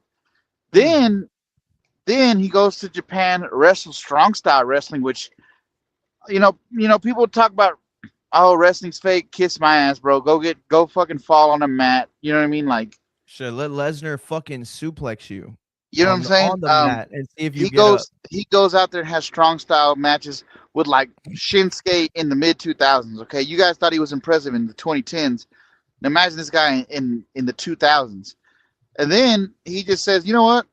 I'm gonna go fucking fight mixed martial arts, and has like one or two low level fights. Then gets to the UFC, loses to Frank Mir, but then turns around and goes on a win streak. Beats the shit out of Frank Mir in a rematch, almost dies with diverticulitis, has Shane Carwin beating the dog shit out of him, turns that fight around, wins the fight, and then loses to Cain Velasquez, who's one of the greatest heavyweights UFC's ever seen. Absolutely. And then gets beat by a roided up Alistair Overeem, and then comes back to wrestling. Then in the middle of his wrestling run, he just decides, you know what? I'm gonna go fucking fight Mark Hunt, no tune-up. Exactly. You know what I mean? Like, yes. Like, there's not another athlete that, bro. We're talking about, okay, and that's the thing, right? If wrestling is so fake, so he spent so much time between collegiate wrestling to the UFC, then back to wrestling, back to the one fight in the UFC, that he was just that impressive, to where even up until a couple years ago, people were still talking about, well, maybe Brock could come back and fight like a DC or a John Jones or XYZ. Like, no, you can't like, whether you like him or not, you can't deny the special breed of talent we were able to witness over the years. Hey, get out of here. Yeah, no, dude, you're absolutely right. And I want to add one more thing to your list, right? Because you went on all the most authentic aspects of this argument. I want to go on part of the argument that's often negated because it happened in wrestling, him taking Undertaker's streak. Now, I understand that people will say that doesn't deserve to be credited to the argument. I understand that. From a sports aspect, right? From an entertainment aspect, because that's very much what goes into this, right? People like Babe Ruth because he called his shots. People like Jordan because he had finesse. People like Vince Carter. Get the fuck out of here. Go, Nebby, get out. God damn, this little kitten, dude. He just jumps everywhere. And so they love those guys because of that. And that goes to what he was able to accomplish. Now, again, what was accomplished? What was the accomplishment there? Well, I just watched Necro and Samoa Joe's Dark Side of the Ring from Tuesday or last Tuesday, I think it was. Wild. Right? That was wild. We need to do a review show on those. We have to do a review. We have to. You know why? Because it made me remember. That was the last time that I fucking believed in or not the last time, but that was one of the first times in a long time at that moment that I believed in wrestling again, right? Seeing Samoa Joe and realizing that I was just a fucking mark and he was there to get some pussy that weekend, bro, fucking blew my mind. I was like, yes, this is it. He just told, like, we were all marks. He didn't even know what was going on. He didn't give a shit, right? This goes into the whole idea of he never fucking saw the match with the guys from the dojo. Like, none of that shit. None of that shit, bro. None of that. And I am one of those mark virgins on the boards, like, oh, Samoa's gonna kill you. Samoa, like, literally trying to get to these other people, talking shit to them that their necro champion is barefoot in the ring. So eat a dick, bro. Brock Lesnar accomplished that. To this day, most people don't know if he went into business for himself or not, right? He made wrestling cool again. He made wrestling real again. Like, Mario, you hit it right on the head, right? Because I remember that match, and it's so funny because, like, this was back when WrestleMania was one night, and it was a fucking, I want to say that was the first WWE Network pay-per-view. Was it? I want to say that was the 9.99, but I can't remember. But anyways, I remember we used to have everybody over, right? Like we treated WrestleMania, we still do, but it's not as big, right? But we've always treated WrestleMania like a fight party, right? Like it's one of our favorite traditions. And we've got everybody there, and me and Matt are just conversating during the middle of Taker's match because, like everybody else, Mario, I'm sure, like, well, okay, Brock's gonna get some heat here, then Taker's gonna find a way to win, and then the 3 hit. And when I tell you, me and Matt completely went silent mid-conversation. Like, people laughed at us because they were like, y'all just got quiet and froze. Like, in actual disbelief. So did we. Believability. Because not only did Brock do, again, the UFC thing, man, people really believed a few years ago that he could come out and whip DC's ass for the UFC heavyweight title off nothing but WWE wrestling for like 3 years before that. And people were ready for that fight. Like, if we were to say, hey, Brock is going to join the MLB Home Run Derby, and I think he's got a shot to win, there's some believability to do that. You know what I mean? Like, he's one of those guys where it's like, if anybody can do it, Brock Lesnar can do it. Yeah, no, you're absolutely right. That's his mystique. Right. And like I mentioned earlier, he's banging Sable. Like, that's Hall of Fame, right? That just puts it to the cherry on top for you. Now, I want to say this for anybody that wasn't there, wasn't alive, wasn't watching wrestling at the time, too young to know, too old to remember, whatever. This was the energy for anyone who was keeping score at the time, right? That was all of us. The guy. That was all of us. That was all of us. It was all of us. I remember Mario, like everything. Do you remember like when they showed the crowd, like there was people literally in tears, Mario? Like, I've always laughed too. Like, imagine, Mario, this has been the most funny scenario in my head is like, imagine you're the biggest Undertaker fan and you finally get to see the Undertaker live and it's fucking WrestleMania 30. Exactly. Yeah. Like, no, this guy was how just as crushed are you? pivotal. This guy was just as pivotal to that match as everyone else, right? Because it's like perfectly encapsulated. I'll be honest, like every live WWE event I went to that was on TV after that, me and my niece would literally react to everything going like this, just trying to get on TV, just trying to get a reaction on TV. And because it wasn't a forced, like, in wrestling, like we're kind of conditioned. Ours was, his wasn't. We're kind of conditioned how to react, right? Like how to, when this happens, you go to the show, right? 1, 2, 3, but when that 3 hit, like you're talking, there was 80,000 people there, and it was pure silence. Pure silence. Absolutely, you're right. I'll say this, Mario, to back your point about taking the streak. I've heard people say it should have gone to Roman, and here's what I'll say to that is Brock was the right guy because at that time people love Roman now and they tend to forget, Mario. But at that time, everybody hated Roman. Everybody said he was getting forced down our throats. We knew he was the company handpicked guy. So I don't think him breaking the streak would have done anything but get more fan hate and vitriol on Roman, where it put Brock in the right position.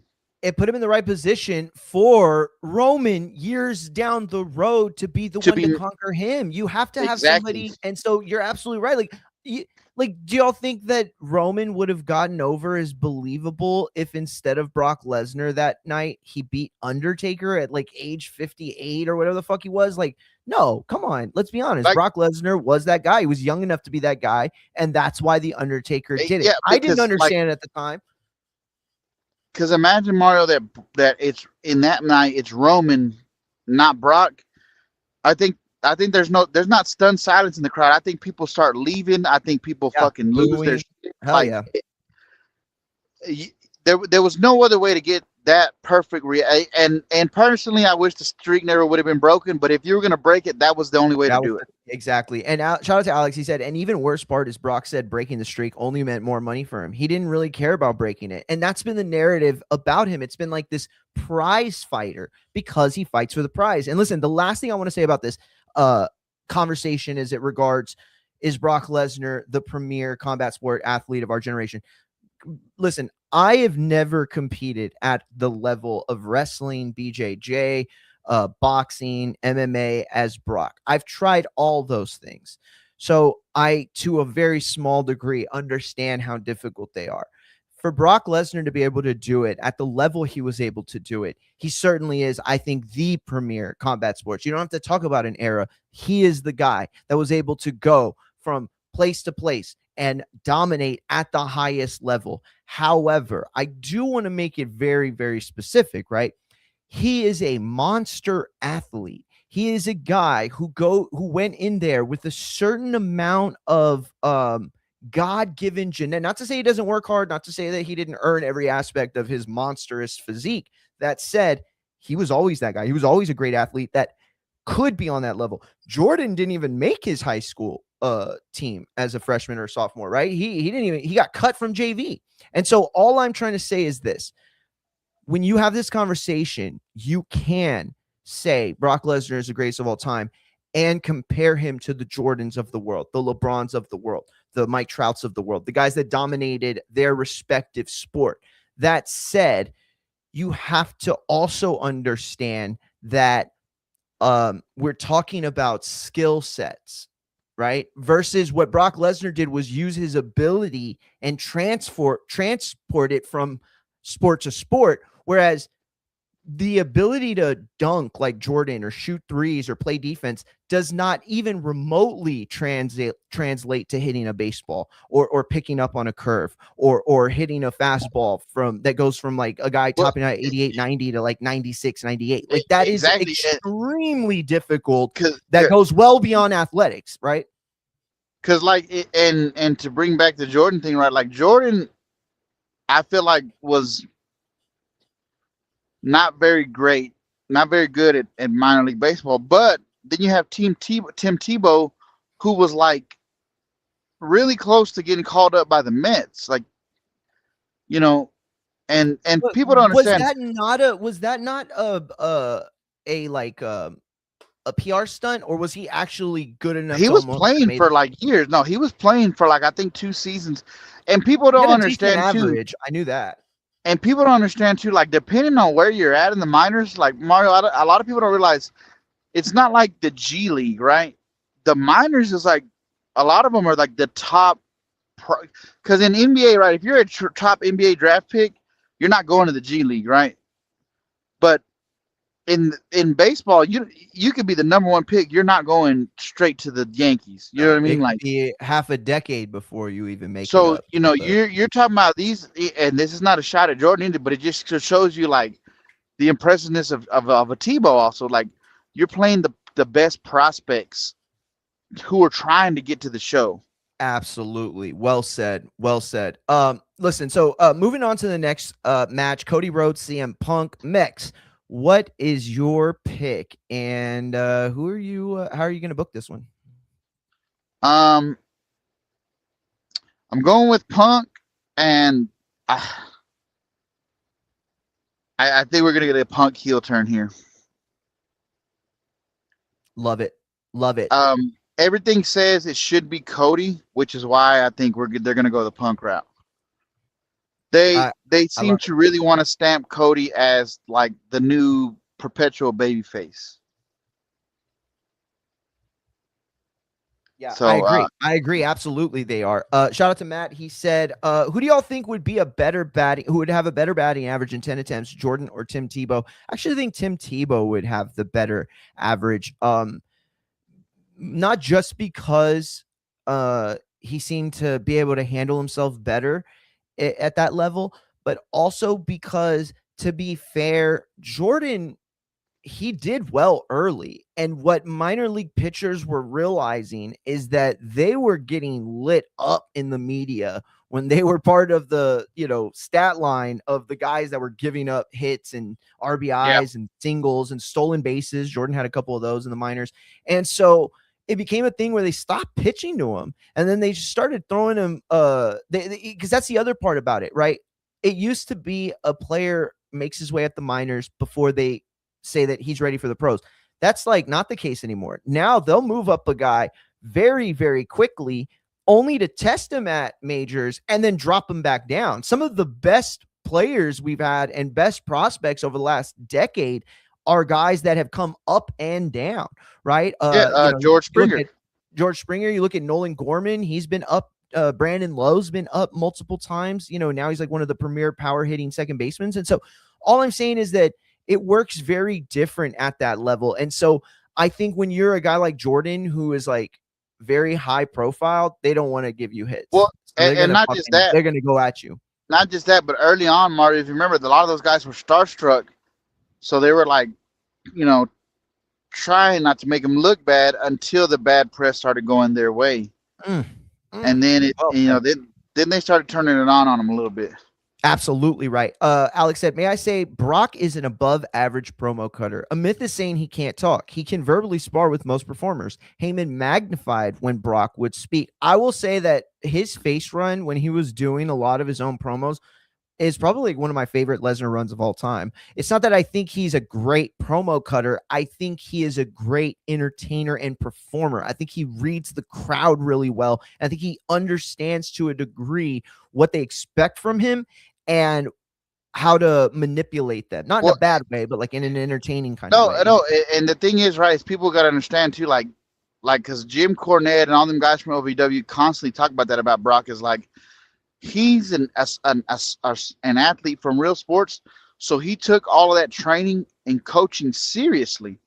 So the guy's a sponge for knowledge. Like, whatever he needs to learn, he's going to learn. So it's not that and I agree, I don't think he's a great promo, but he knows how to deliver a quality promo for him. Obviously, like, because I'm with you, like the Cowboy Brock run was some good stuff. It was actually hilarious. Stuff. I loved it. And so yeah, in fact, we're gonna use that when we get to the solo stuff. But I'm gonna pick actually Cody in this position. I think that you're probably right. I'll be honest. I think that the smarter pick is Punk. That said, I don't just want a Punk heel turn. I need to start seeing like bigger moves towards it. I think we've already gotten the plate set for the heel turn, right? The vegetables are where they need to be, the potatoes, the starches, the meat, everything is set. Now he needs to start moving towards actively, right? Becoming heel. And so I don't know if that happens at SummerSlam, but I think the biggest part of it needs to happen at SummerSlam. And not just that, Mario, but like as Punk, because I don't know how big of a Punk fan you are, because I know he whipped on your boys over there at All Friends Wrestling. But like, I've been glad to see him back wrestling, right? I was already happy to see him back wrestling. And I was glad to see him back at WWE. But I'm tired of I'm glad to be here. Oh my God, I never thought, oh my God, I'm glad to be back. I need a little bit of that edgier Punk back. This is starting to bore me. And I'm a huge Punk fan, but he's gotten just like way too happy to be here. You know what I mean? Lean into that. I'm just here to make money. Lean into that type of shit. You know what I mean? Yeah, absolutely. Absolutely. And so, look, I think that one of the other reasons Cody works is because we have the Finn Balor Sami Zayn match, and either one of those guys can win, and there's a storyline there for Cody, whereas I believe that Punk is turning heel, and because he's turning heel, I think it's going to be a slow kind of build towards it. You can have him and Finn Balor work together, and there are reports that Punk is the one who lobbied to have Finn transferred from Raw to SmackDown when Punk was heading that way. So, yeah, you could go a bunch of different directions with Punk, and either of those guys is the winner. Again, I think he's the safer pick. I think he's the more logical pick. However, if they're going to do this heel run right, there needs to be these moments where CM Punk is forced into it, right? Because it just doesn't feel like anybody turns heel anymore in WWE. No. And also, like, man, please don't send Drew in here. Like, I know he's supposed to be coming back soon. This is not the place. Like, we've seen him with Cody. We've seen him with CM Punk. Like, let's find something else for him to do for the moment. Well said. Matt had called this the biggest match to never happen in AEW. AEW's biggest match to never happen.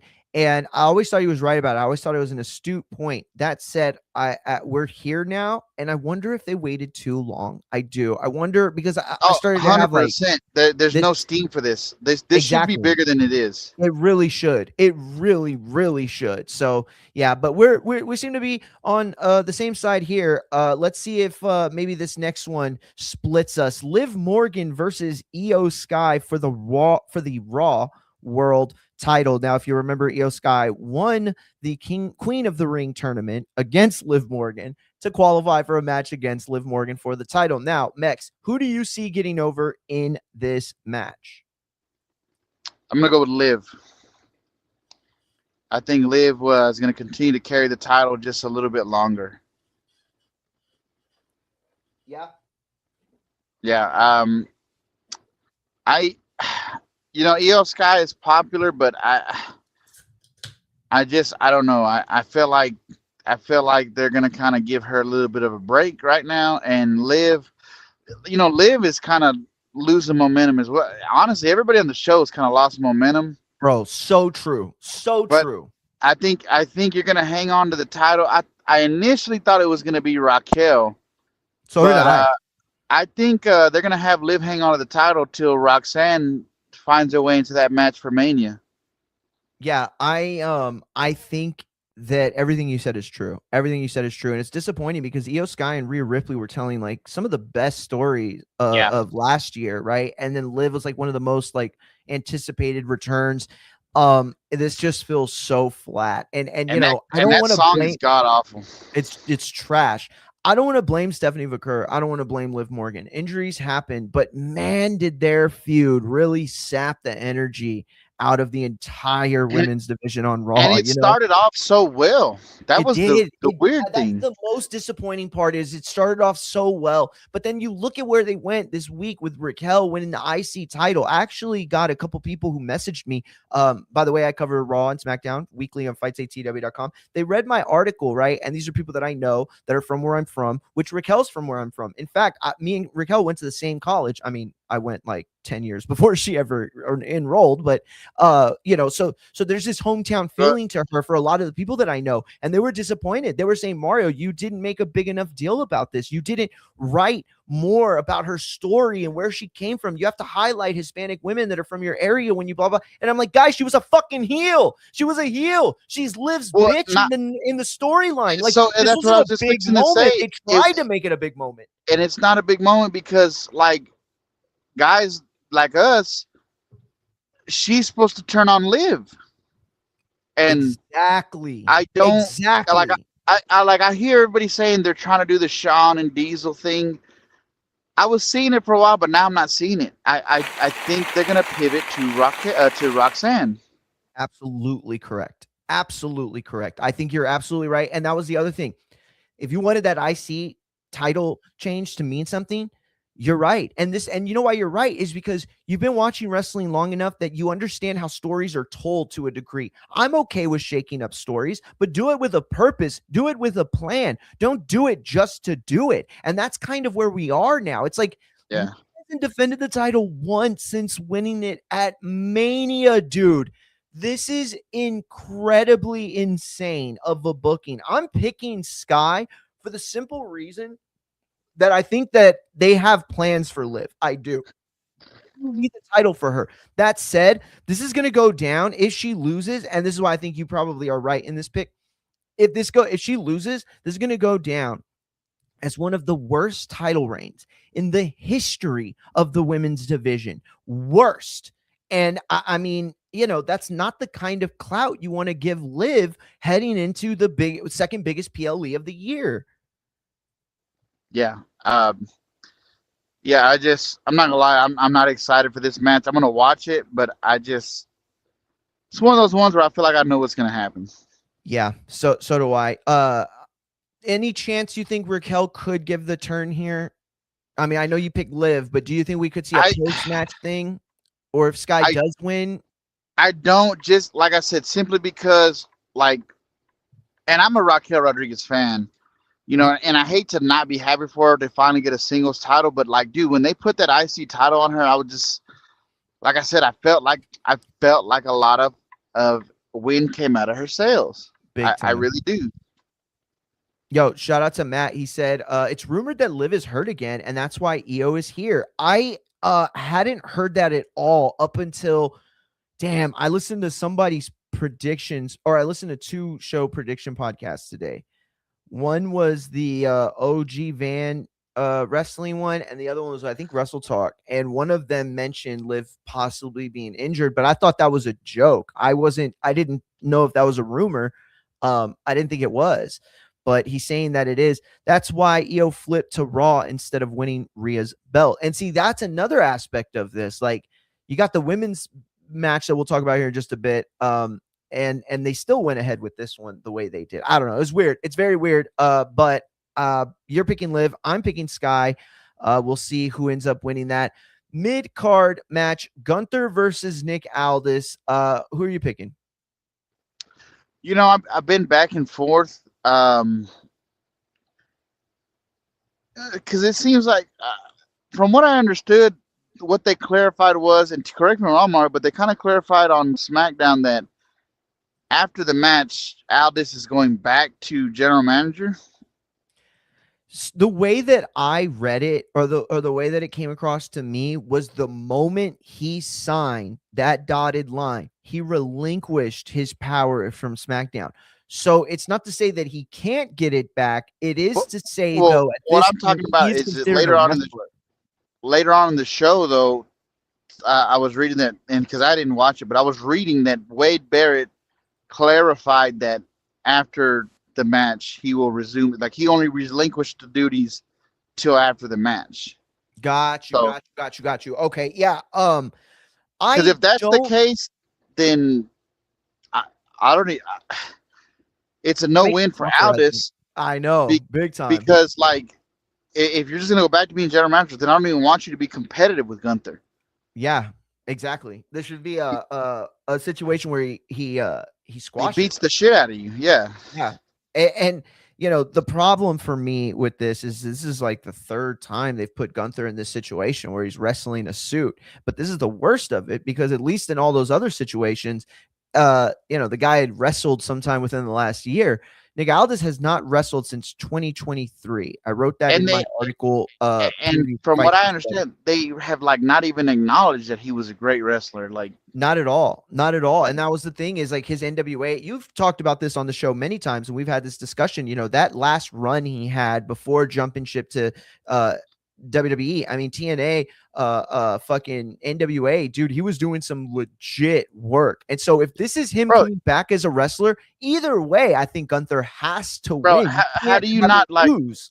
How do you not like show like magazine photos of him and Cody, right? Like, obviously you're not going to put what it's from, but like him and Cody from the first All In.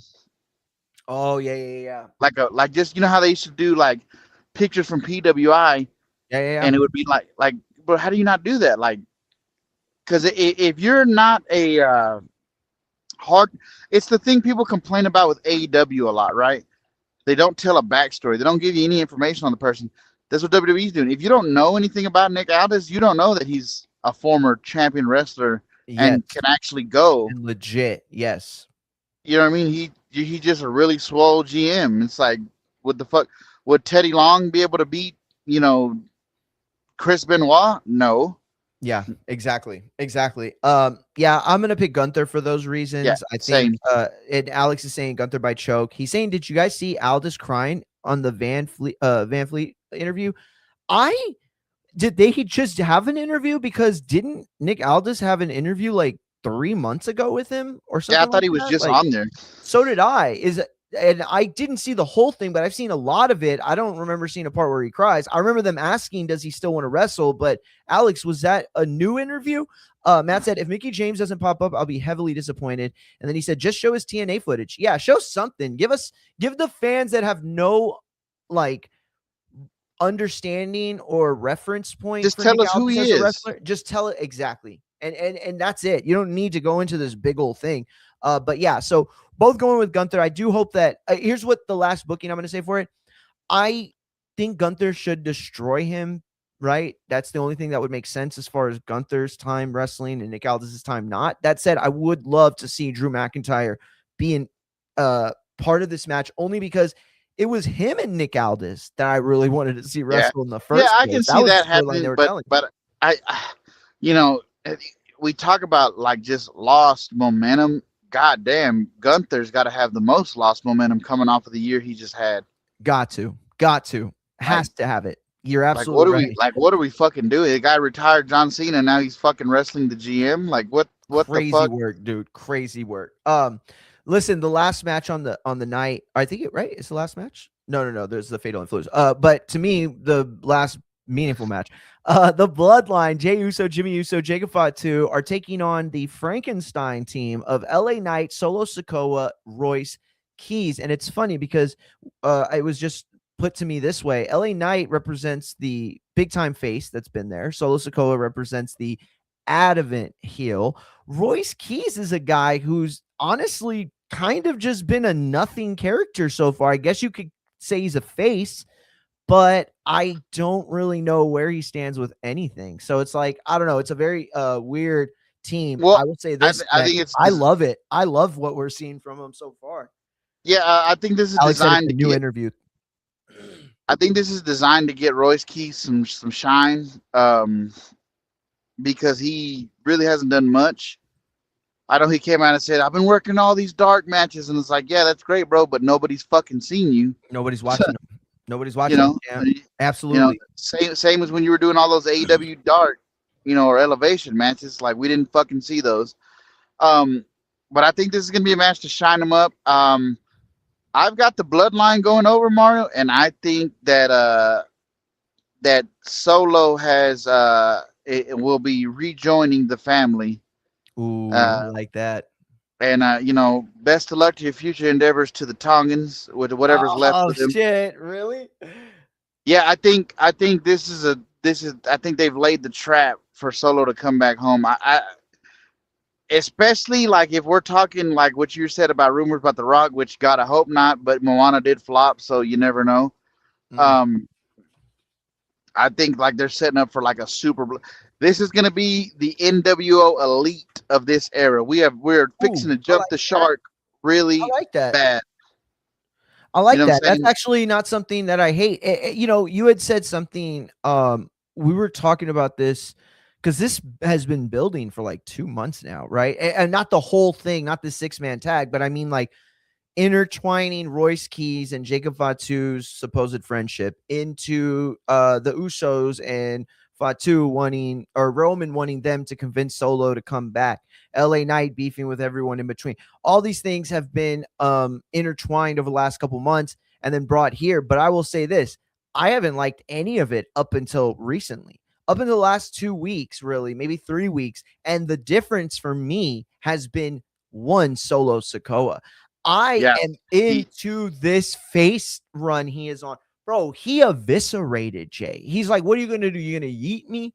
Right? And he's like, bro, pew, he is pew, entertaining. pew, pew, bro. I was Somebody like, said he's it. killing this, bro. Somebody, and I should have sent it to you, but somebody put like a comparison, and obviously, it's not like shot for shot, but he is almost on that like Rock before he left the nation type of Ooh, entertainment. shit.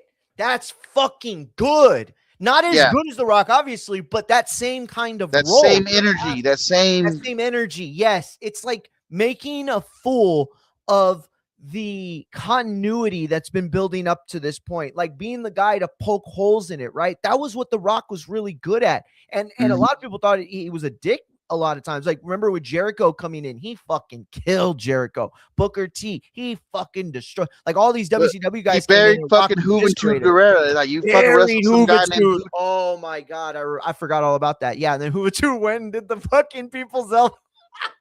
Yo, that was a wild time in wrestling, Mex. Good reference there. But I love what Solo's doing. I love Not that same. he's making fun of the things that we've been pointing out for months now that are silly, and He's so saying what the crowd is thinking. he's saying what the crowd is thinking and he's getting over doing it, right? And you know what I love? I love that it's just different, right? Jay and Jimmy feel like the same goons that they've always been. every single bloodline member they brought out was like basically some version of Roman, right? In his in his appearance or whatever. And then you'd have basically everybody become security, right? And then at some point the MFTs all wore the same face paint, right? So there was no individuality here with the bloodline in a long time. Now here comes Solo in a different kind of way, and I'm vibing with it. I really want them to win, but I'm picking the bloodline too. I think they're getting over. Unfortunately, I think they're going to bring Solo back home. I think this is a trap. And it's unfortunate because you know what? Solo was doing this like a year ago before they got into that god awful You're absolutely right. feud with the Wyatt Six, and then it kind of just got super.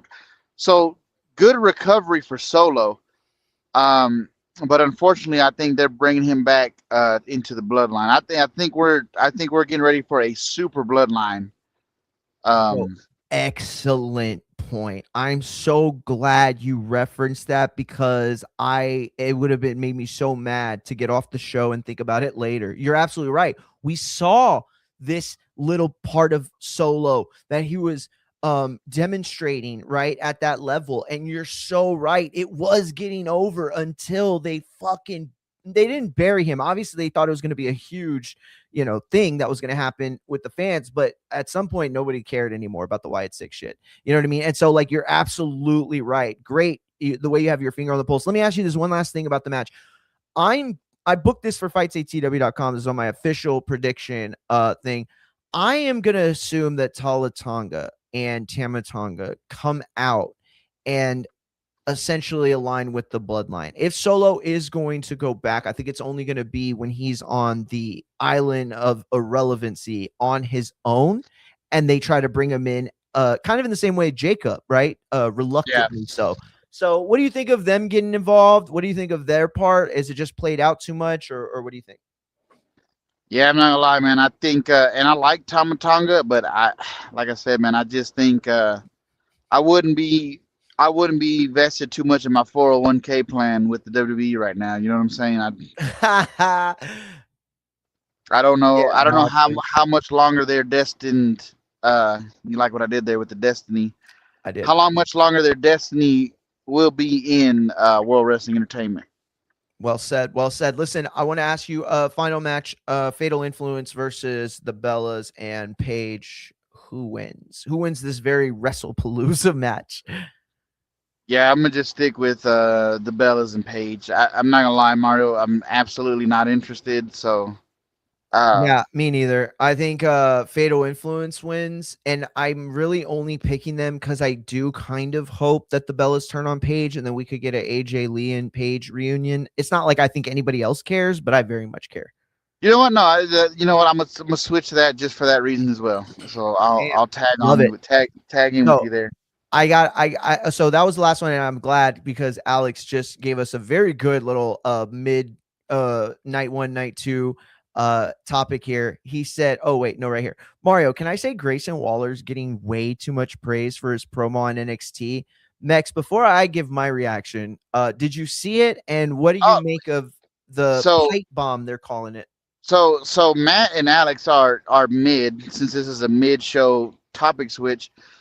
Because I thought it was fucking great. The only problem I have with it is that it was on NXT, because that was what you wanted to see out of Grayson Waller on the main roster. Like, what a waste. That's my only complaint about it. It was great. That's exactly the biggest part of the problem, right? And this is why I agree with Alex that he's getting too much praise. Because it happened on NXT, because everything he said would have had so much more weight as a beginning beef or program with Austin Theory. He called him Marty Jannetty. And here's the other part. He never really even mentioned him by name. So and obviously he was talking about Austin Theory. It felt like they were really trying to get him to be like cool. And all he really did was waste his best shit on a program that no one's going to really resonate. Yeah, in front of 25 fucking people. Exactly. And he buried the entire, he's like, WWE Like it signing for athletes what that it don't know how to was. wrestle and wrestlers with no fucking It was charisma. And it's like, ooh, say the quiet part like, out loud, don't and you? it was all great except for where it was at. Yeah. By the way, I, did you see my text, dude? And this is how like invested in like helping your show uh and an unstable wrestling fan I am, that out of my sleep I woke up and I was like, oh my god, I've seen what Braun's doing before. Did you see the comparison I sent you this I morning? did see that. I meant to put that actually in my topic list. Fuck, I forgot. I'm so glad you brought it up. Go ahead. I mean, I was Um, gonna try to bring it up during the thing too. because I'm such a degenerate wrestling fan that I wake up out of my sleep thinking about this shit. But it dawned on me, something just in my head was like, I've seen this Braun Breaker, Austin Theory, and whatever the hell her name is before, and I was like, oh my god, it's Scott Steiner, Stacy Keibler, and Test. Yes. Yes. And then when I went and looked at it, I was like, yeah, we've done this before. Yeah, you're absolutely right. I want to bring it up. The images that I woke up to. Hold on, they're popping up. Yeah, like I Yeah, said, you're right. degenerate wrestling creep. I mean, I don't know how else to tell you. No. And it was such a great comparison. I loved it. The Stacy Keibler with the Test and the Steiner stuff. And it really fits like the full motif of what's going on with this group. That said, though, excellent transition, I think, to bring into this specific match. I want to start out with or I was gonna say we do Rollins and do it in order, but I want to start out with this first because there is no match for Breaker at this point. And there was this big story that came out that I didn't really cover very well as it relates to the new season of Unreal debuting. And this illustration of Breaker as he's on the cusp of becoming a very, very big and significant player within WWE. And ultimately, he is not chosen because they went with the safer option. Let's just put it that way. Mex, is Breaker being fumbled, or are people expecting too much too soon from that character? You know, if you're asking me right now today, and we don't know what's going on for the future, he's absolutely being fumbled. And I don't know if you watched Unreal or who all watched Unreal, but because there's nothing that makes sense about what happened to him. Like the man had a hernia, but I mean, and obviously timing is everything, right? Then all of a sudden here comes Obafemi, but they are just fucking doing nothing with Obafemi, man. Like, No, I mean, they with really Braun aren't. Breaker, Braun like, Breaker, no. and he looks visibly miserable. That's what I wanted to ask. That's what I wanted to bring up. I mean, did you see him the last couple of weeks? There are these images that that keep getting caught where he's in the background of an Austin Theory, Maxine Dupree segment or interview, and he just looks so dejected, so out of it, so far from where they are in that moment. And the rumors have been that he has been politicking with superstars, bigger superstars, names like Cody Rhodes and stuff like that, about getting out of the vision and separating himself from what he considers to be a big mess right now with his character and career. So I think that it's very interesting, this SummerSlam. And what's interesting sometimes is more of what's not on the card, right? And if you're Braun Breaker and you're looking at your last year, and then you're looking at your last few months, and now you're about to watch a show in which Obafemi is going to be given one of the brightest non-title spotlights offered at SummerSlam. I don't know, dude. I think you're probably super fucking pissed. I'm not saying he should be. I'm not saying that, for all I know, Triple H has come and put the arm around him and say, next year is your year, right? This could all be a work. All I know is that The doesn't seem like it so far. and all we can do is hope that the end goal of this is for him to beat the shit out of Austin Theory and Logan Paul, and because why they've continued to try to keep this vision thing going is fucking beyond me. Beyond me, beyond me. Like Yeah, absolutely. it, what there's nothing good came of it. It was snake bitten, like literally on Unreal. They're like they have a chart of all the Vision members, and one by one they all fucking get hurt. Like Yep. I don't know how many more signs you need. You know what I mean? Like God was telling you this wasn't the right program. But listen, from one program they should have gotten away from to another one. Dom Mysterio versus Danhausen in a money on a polls match. Now, this is fucking insane, bro. I'm gonna ask you something real quick, Mix. I hate this. I think you hate this, but would you have loved this? I heard this. Somebody booked this. I can't remember who, but one of the bigger shows booked this. Would you have liked this more if Danhausen said to Dom, "Hey, you want me to put the money you gave me on the line up, then you know how to put something else up." And then he says, "Hey, in 2005, there was a match for your adoption or for your custody. Put your custody on the line. And if I win, I get to adopt you." What do you think of that? That would have been a great, funny, like Danhausen moment. Like that actually, Yeah. that's you know what I mean. I can see where that would, you know, that's It would be definitely a hilarious. Danhausen moment. That being said, Mario, what the fuck are we like? You talk about another guy getting fumbled, bro. Dom had like so much momentum, So much. and I Ridiculous mean, amount. and it's like because see, like the Ryan Garcia thing, people don't understand. Like I follow a lot of I'm on a truck all the time, right? I'm always listening to podcasts, so I follow like Chico's Toxicos and stuff like that, and they're big on Dom. Like Dom is huge, especially with the Cali crowd, right? Yeah. And he's huge with influencers, and that's why the him and Ryan collab should have meant more. It didn't. Um, this is fucking atrocious.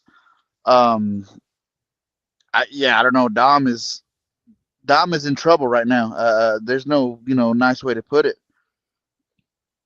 Yeah, I agree with you so much. And I'll be go ahead, honest, Mario, I'm a Danhausen fan, but it's starting to be a little much. They're starting to overdo it. I agree. I agree so much. They're like, this is when I knew we were in trouble, right? Or I'm not gonna say this, but I'll say this is when I was like, oh fuck, we definitely are in trouble. It was like EO Skies being brought out on the Danhausen mobile simply because he has this $100,000 thing on the side. Like, okay, so Triple H and everybody in creative, their logic is this. And tell me, Mex, if I'm getting anything wrong, or if I'm over rationalizing this, or putting too much of my own shit in there. But from my perspective, they believe that because Danhausen is big business, that means he's money inside the ring. Now, the difference, if you're not a longtime wrestling fan, is this: some people can sell merch, they can push product, right?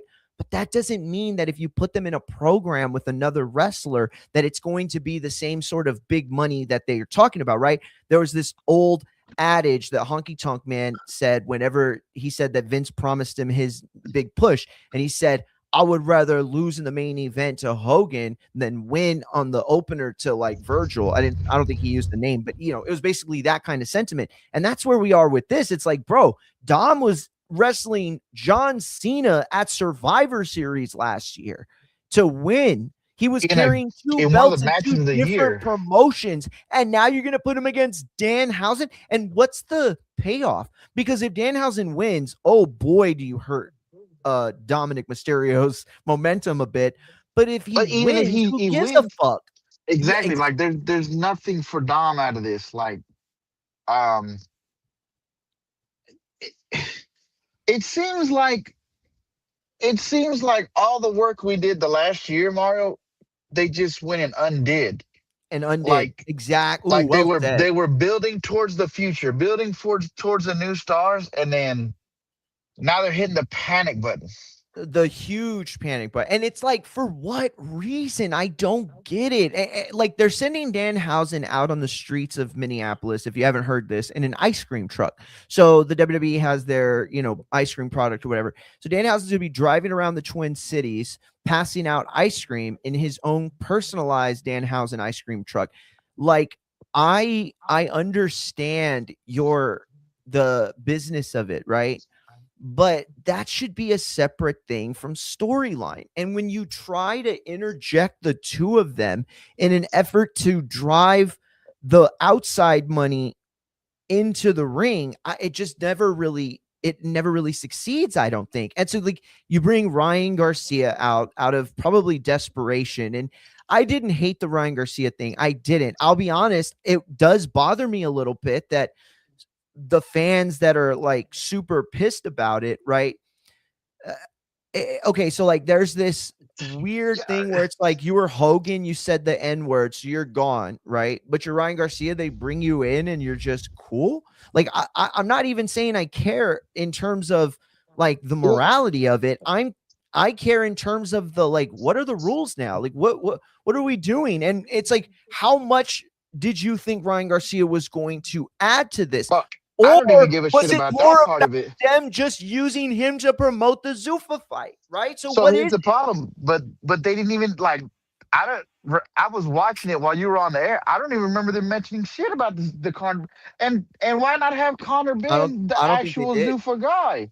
Yeah, exactly. Oh my God. That's exactly what I said. I said, bro, this is crazy, because this is either like something they thought was like really cool that was going to work and they were like super wrong, or they didn't care if it was going to work and they're like, let's promote the fight and stick it to De La Hoya. Like, I get it. You want to use Ryan Garcia over Conor Benn because Ryan Garcia is an American influencer as opposed to Conor Benn, right? Now, But what I say is I ultimately, did like. one of those guys is your fighter and the other one isn't. Like, what the fuck? That's crazy, bro. And I did like that they made Ryan the heel though. Like, because So did I. He God, worked, like, bro. He might be a better wrestler. He might be a better fit as a wrestler than he is a boxer. I'm not saying he's not a talented boxer. I'm saying that the kind of shit heel he is in real life could make him a shit ton of money in a WWE. shit ton of money, bro. Whereas he has to be good in boxing. He can't just be entertaining. Like, if he loses back to back, like, that's it. That's your fucking career, right? Logan Paul has shown that you can be a good boxer, a good enough boxer, but you go to WWE, you can really cash in over there. And yo, I believe that you are cursed. Like, why? Why did you do this? Why? Like, Danhausen doesn't sing. You did this whole fucking thing with dancers from the LA Clippers, the Mini-Hausens, and I don't know, dude. It just seemed like a whole lot of like mess. It just seemed like they fucking got on acid and they just started throwing shit at the board. Not only You're that, see Mario. Unreal with them taking shrooms, I guarantee you. Not only that, Mario, right? But like,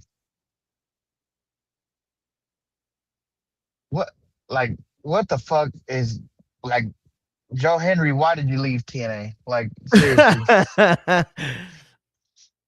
Not just that. Like, so the only positive that I'll take away from this is like, if Ryan loses, and we can just add it to the Danhausen curse. But like, that's oh, that's nasty. Where I like that, yo. That's got to happen.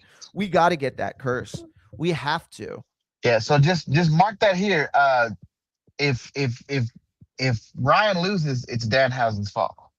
Ooh, I like it. I like it a lot. Yeah, I'm gonna go with Dom officially in the pick. I hope this match is 3 minutes. And I love Dom. I love Danhausen. As do this needs to be quick and as painless as possible. Well said. So now the next match on the card that I want to go over real quick is the interim women's championship ladder match. As it stands, Tiffany Stratton, Jade Cargill, Charlotte Flair, Chelsea Green are all guaranteed competitors, while the fifth and final competitor of the match will be decided on SmackDown this Friday on the Go Home episode, and it'll be between I think it was B-Fab and Julia, right? No, not B-Fab. Yeah, I think it was B-Fab and Julia. I don't remember, but it's one of them. Here's the thing: none of them are going to win. Let's be honest. I think this comes down to probably Jade and Charlotte. Who do you think wins? I think they're gonna go Charlotte here. Get her another title reign. Get her closer to the record. Agreed. I think it But makes less sense for her to not win. what I do enjoy though, Mario, is that they are actually using the interim title phrase. Love it. Love it. Like, And the right way. because exactly, because And like that the WWE Women's Regular Championship. Hilarious. I love you know what I boxing. mean, but Real like estate because it wrestling, sets you up to bring Rhea right back. You know what I mean? right back. Yeah, absolutely. And but here's the thing. I think you're right beyond that, because if you're WWE, you're pushing towards this Jade Charlotte match. Let's be honest with that, right? And they think it's a big time match. I think it's a big time match. Doesn't it make more sense for Charlotte to be the one to hold the belt in an effort to put over Jade, the younger talent, the person that Yes. needs the rub, right? So I Mhm. think that's the big thing there. That's why I'm picking Flair. But let me tell you this, Max. And I'm so glad you're on for this, because this is my official attempt to bury the hatchet with Chelsea Green.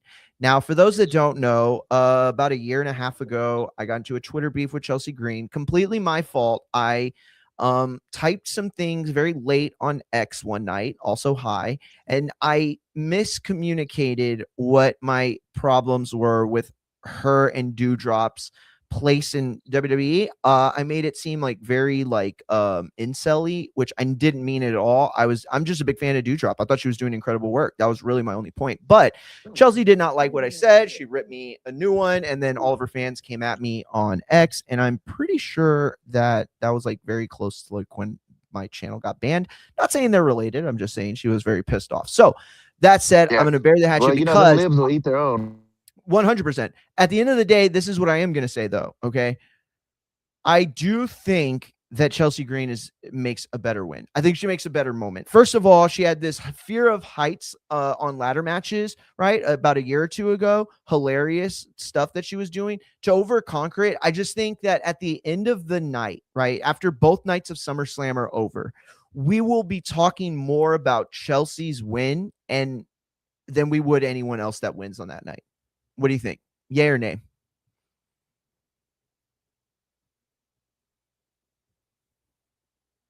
Max, you there? I think Max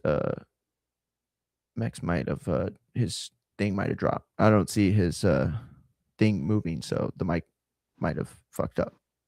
You there, Max? Yo, can you hear me? Oh yeah, I can hear you now. Perfect. Okay. I don't know what happened. That was weird. No problem. Chelsea, I feel like has quietly been one of the best entertainers, men or women, in the last year and a half.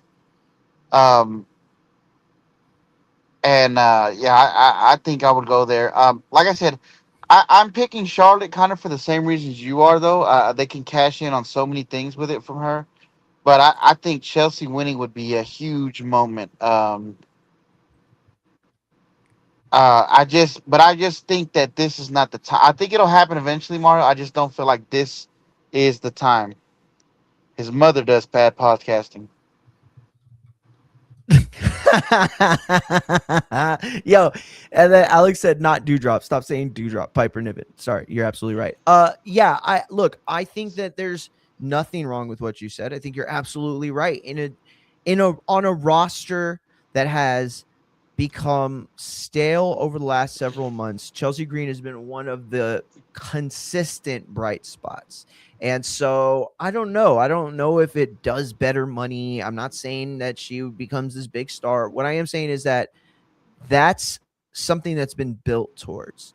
Whereas everyone else, it's just kind of like this is kind of the Braun Breaker thing. It's like, hey, do we finish telling this story the way it's going as good as it is? Or do we pivot to something that's safer? And I think that this is a good representation of the match. Chelsea should win, I think. I really do, but I don't think she will. That said, moving on to the Trick Williams Baron Corbin match, which I think is probably the worst match on the card. Mex, did you know that in Baron Corbin's history in WWE, in every single SummerSlam match he's had, he competed in a different character, as a different character. Baron Corbin, the Lone Wolf, Happy Corbin, Sad Corbin, and Commissioner Corbin. I don't even know what the fuck that is. But yes, he's been a different Corbin at every SummerSlam. Who do you pick? So is he back as bum ass Corbin this year? He's recooked Corbin. What do you mean? Yeah. How about I don't care, Corbin? Oh, that's fucked up. Trick Williams should win this clean. I don't want it to be said. First of all, I hear everybody talk about, you mentioned Javon Evans earlier. There's so much about what's the dude's name from the Street Profits that I really don't see what people see. Montez Ford. Yeah, I just don't see it. But Trick Williams, on the other hand, is a future WWE champion. Right there. That guy. That guy is going to be a world champion. I feel like Trick Williams is on his way to becoming a crossover star. So I think he'll make short work of lame ass Corbin. Yeah, I agree. Listen, my problem is this. If Trick Williams is going to hit that next level of stardom, it's not going to be because he has a furry belt. It's not going to be because he beats guys like Baron Corbin. If they believe in Trick Williams, put him up against the names. Have him be successful. Have him see what he can do. We'll start to get there. I think we'll start to get there. But he's got a presence about him, man. That just, I feel like as wrestling fans, we've been around long enough to sometimes when you see it, you see it. You know what I mean? Yeah, absolutely. Okay. All right. Yeah. So, oh wait, Matt says, Alex, how come Uncle Dana didn't send his fighter to promote? Yeah. Listen. Oh fuck. Now I will say this though, that could also just be a dumb thing. Cause like I said, he's tight with the influencer crowd. Right, Dom is all over like the Cali influencer scene. That is very true. So that could be a Dom thing. So yeah, no, you're absolutely right. So moving on, IC championship match, Penta versus Chad Gable. I actually was really excited for this, but I'll be honest, I think it would have been way better as a like heel face thing.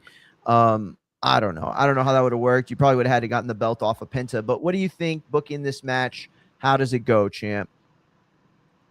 I'm gonna go with Chad Gable. I think this is time for him. I think this is gonna be a match of the year type of match. I think you give Gable the win, and honestly, I think they're gonna start pushing Penta more towards the main event scene. Yeah, you think so? Yeah, I think he's over huge. Not even just like with Latino crowd, but he's got a lot of mainstream attention. Believe it or not, too, the Neon thing kind of helped him, which fucking Neon's a dickhead. I don't know why they allow these morons around and not expect shit like that to happen. Yeah, but, no, you're absolutely right. But yeah, I got Gable going over in a great match here, and I think Penta moves on towards greener pastures.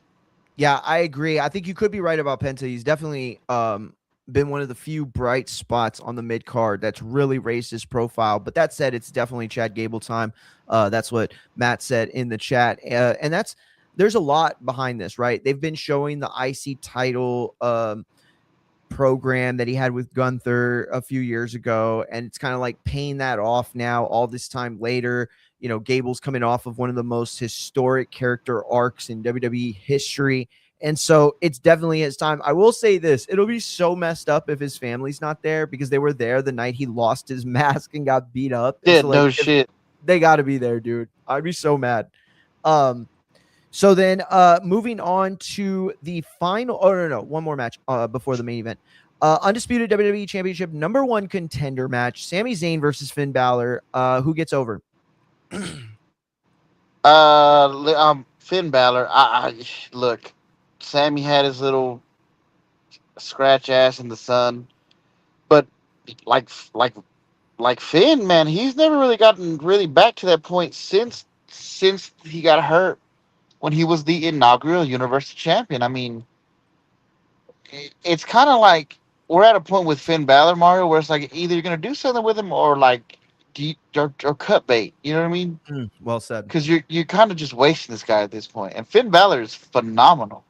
Phenomenal, dude. Phenomenal. He's so good. And the matches that he had with CM Punk, while Punk was had that heavyweight title reign. I mean, they were so good. People actually thought he was going to win that one night. And that's what you can do when you have two guys at the highest level, right?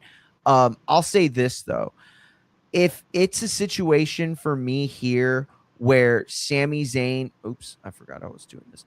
Where Sami Zayn is essentially the guy who could still be plugged in either way, I am going to favor him in that match. Because here's the thing, whoever wins, neither of them are winning the title this year. The big rumor is that Sami Zayn is going to challenge CM Punk for the world title at this year's Mania in Saudi. Jesus That's Christ. the rumor. Oh God. I don't think that they end up doing that. I don't. And even if that's the plan right now, I just think it changes. What I do think could happen is Sammy could win, continue his trajectory while you maybe alter Finn Balor's position with CM Punk, maybe, together as a team. I don't know. I don't know how you work it, but I think Sami Zayn is the easier one to plug in, but I just don't think either one of them is going to do anything. So that said, Roman Reigns, Seth Rollins, the championship match. It was plugged in originally as potentially the last time they ever faced off, and then they quickly got away from that narrative and never went back to it. Mex, how excited are you for this match? Would you call it the marquee match of SummerSlam, and who wins? I'm actually tired of this matchup. Like, am I the only one that's like, God damn, we've done this like 6 times already. Like, they keep going You are back not. to the chair shot. Oh my God, like how many fucking times is Roman gonna hit him back in the back with the chair? Like, no shit. like we just did this, and then we just did it before that, and then we did it the time before that. I'm tired of Roman and Reigns. I feel like this is just a makeup call. They wanted to do it at Mania, is what we were all told, and that's cool. But, dude, Roman's gonna go over. And I don't know. I could care less about this match. I'm so over like, unless and I know every time these two interact, there's some jackass on the internet that starts putting this footage together of like Ambrose showing up. That's not gonna happen. But we don't need to see Roman and Reign and Seth interact for like 5 years, unless Moxley somehow comes back to the WWE. Outside of that, man, I'm good on it. I'm over it. I think Roman should win, and I think Roman's gonna win clean. Mm. It'd be a sick troll because Solo, I remember a few weeks ago, had said basically like, Seth, I can help you. I can be I can be what you were to Cody. And then they like never did talked about it again.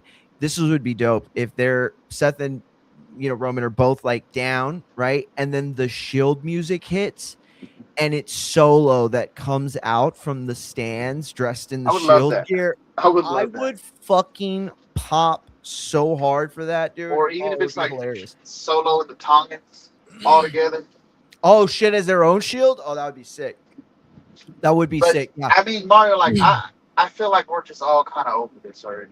Yeah, very much so. Very much. I mean, this is Alex asking more important question. Does Seth become a part-timer now or in 2027? I mean, this is kind of the only reason why I am interested in it. Not because they're telling a great story, not because it's a story we haven't heard before, but because Roman has been so definitive in his promos about Seth being the consistent number 2, always behind him, never to be the guy that would be, at the top of the sport. That is like a really truthful statement, right? Absolutely. And he's eviscerated him with that. The idea that Seth is hanging on to this idea that, oh, he's the better pro wrestler. Yeah, but nobody gives a shit. This is WWE. Y'all are sports entertainers. So what does that matter? And then on the other side of it, you're talking about, oh, well, you've never beaten me singles since your major run. Fine, but the narrative stands. It doesn't, you're not convincing anyone it's not true. So do they send Seth in there and have him just get beat super clean and just say this is the narrative and it always will be? So and it's said to the Roman he hasn't been able to beat him right 1-on-1, right? Exactly. Yeah, no, Seth's getting his ass whipped. Yeah.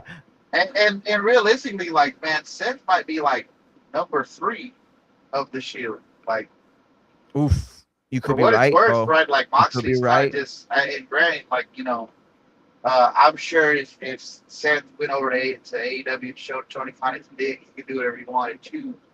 But I mean, you got to give Moxley his credit, man. He kind of like has had he's been the backbone of AEW for some of their toughest times. Yeah, I agree. Matt said, would Finn be a guy that would take a cut to stay? I think right now he would. I think in this number 1 contender spot, I think with Punk kind of like, you know, arm over the shoulder type shit, I think he would. If this was like a year ago and he was doing the same shit with Dom, maybe not. But I think that he's more inclined to stay to see what comes of this, you know, run as opposed to anything else. But listen, I'm picking Roman. I think he goes over. If I had to bet, I'd say shenanigans are in store for the finish, right? It's a Roman match, and so if not the Bloodline, some version of it, right? Maybe solo. Does The Rock come out? I don't think so. I don't. Now, there's a narrative that, you know, his last few movies have bombed, specifically this last one, and he has Jumanji coming out, right, on the weekend after Dune and Doomsday are released. So there's this idea that he needs to come back to get the rub heading into that movie so that he can do his best to make sure that it's not a commercial flop again. So what do you think of that? Do you think there's any potential that The Rock comes back, not to save wrestling, but to at least save the numbers on opening week? Absolutely not, because it hasn't helped the last couple times. The Rock, you know, Mario, again, we listen to a lot of wrestling clips, right? We're fucking degenerate wrestling fans. And The Rock, of all people, knows there's this phrase that goes, how can I miss you if you're not gone? Yep. The Rock has been oversaturated every fucking where. And he's very fake. Like, ultra fake. Like, he's not The Rock that became the global superstar. Much like Cena, except, you know, The Rock doesn't fucking speak to you in a monotone robotic voice. But they're just not, they don't come across as genuine. And I'm sorry, I think people are just, especially wrestling fans at this point. Like, here's the thing, right? As wrestling fans, like, we know that's why you're coming back. Then you're just going to piss people off even more. Yeah. We know your movies suck. We know you've been struggling. And it's like, we thought we told you the last time to quit using us, like, you know, your little fucking, you know, break glass case of emergency. Yeah, So, no. You're absolutely right. I'm gonna say no, though. I don't see. I just don't see it. I don't see it either. And one of the big reasons too that adds to it, like everything you said, it would be my main reasoning. But one slight thing I would add to it is that when Punk and Roman had their match at Mania this year, they had a mostly clean match, right? As when it comes to interferences, and there were no celebrities in it. There were no like Rock and Undertaker returns, and Cody didn't come out. It wasn't this big old schmoz.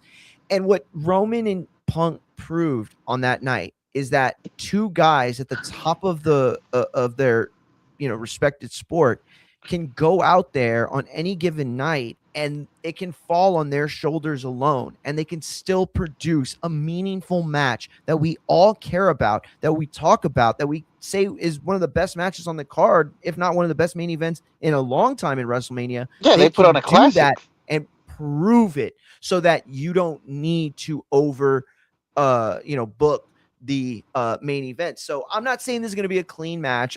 All I'm saying is that I think WWE trusts Roman more today to go out there and handle things on his own or be the biggest name out there, and they're okay with that. So Alex Yeah, said that's such bullcrap that Seth is the better wrestler. If Seth can do a moonsault, Roman can do a moonsault too. Arm drags just as smooth as him too. Interesting.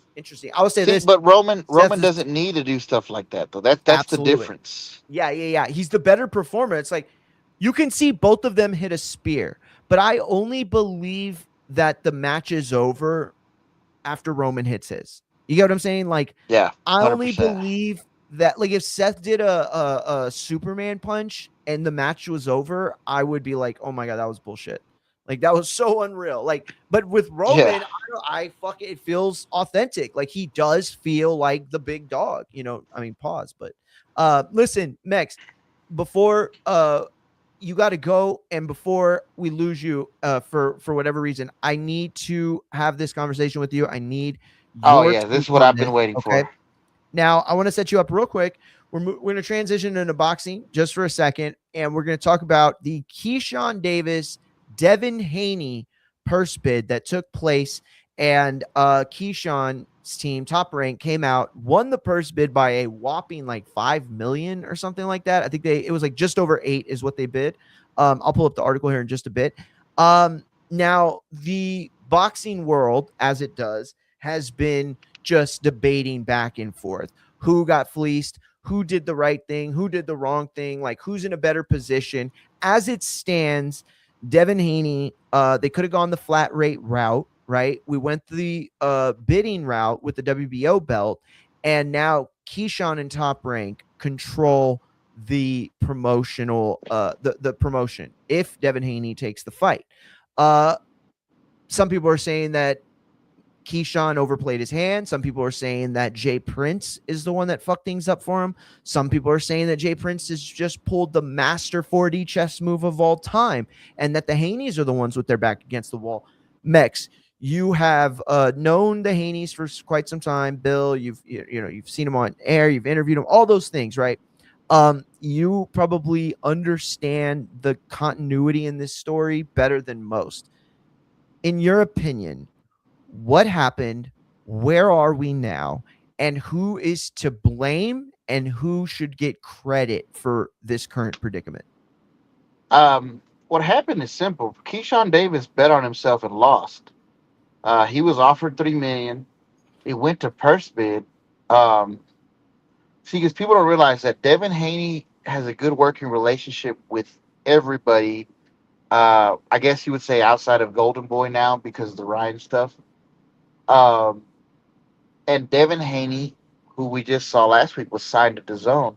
So, like Dan Rayfield reported earlier, this purse bid didn't really affect him. It affected Keyshawn.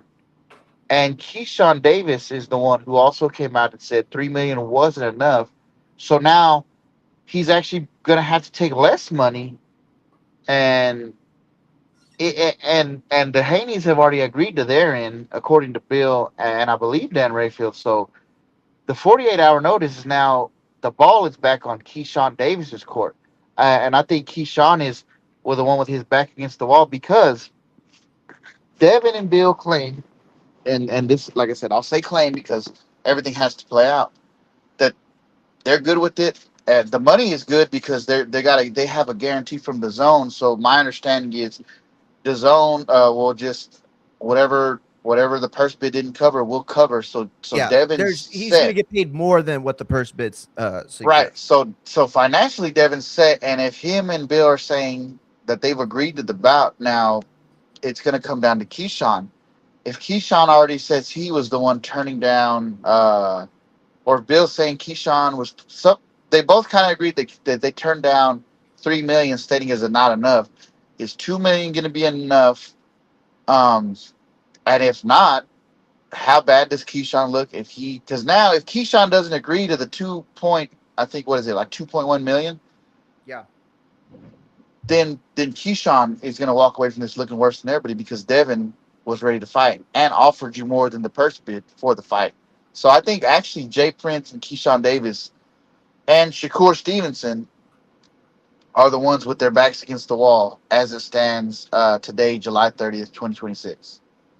Now, what would you say to the argument that every promotion still has a budget, and at the end of the day, a fight is only worth what the promotion believes it's worth until the tickets are sold and the pay-per-views are bought.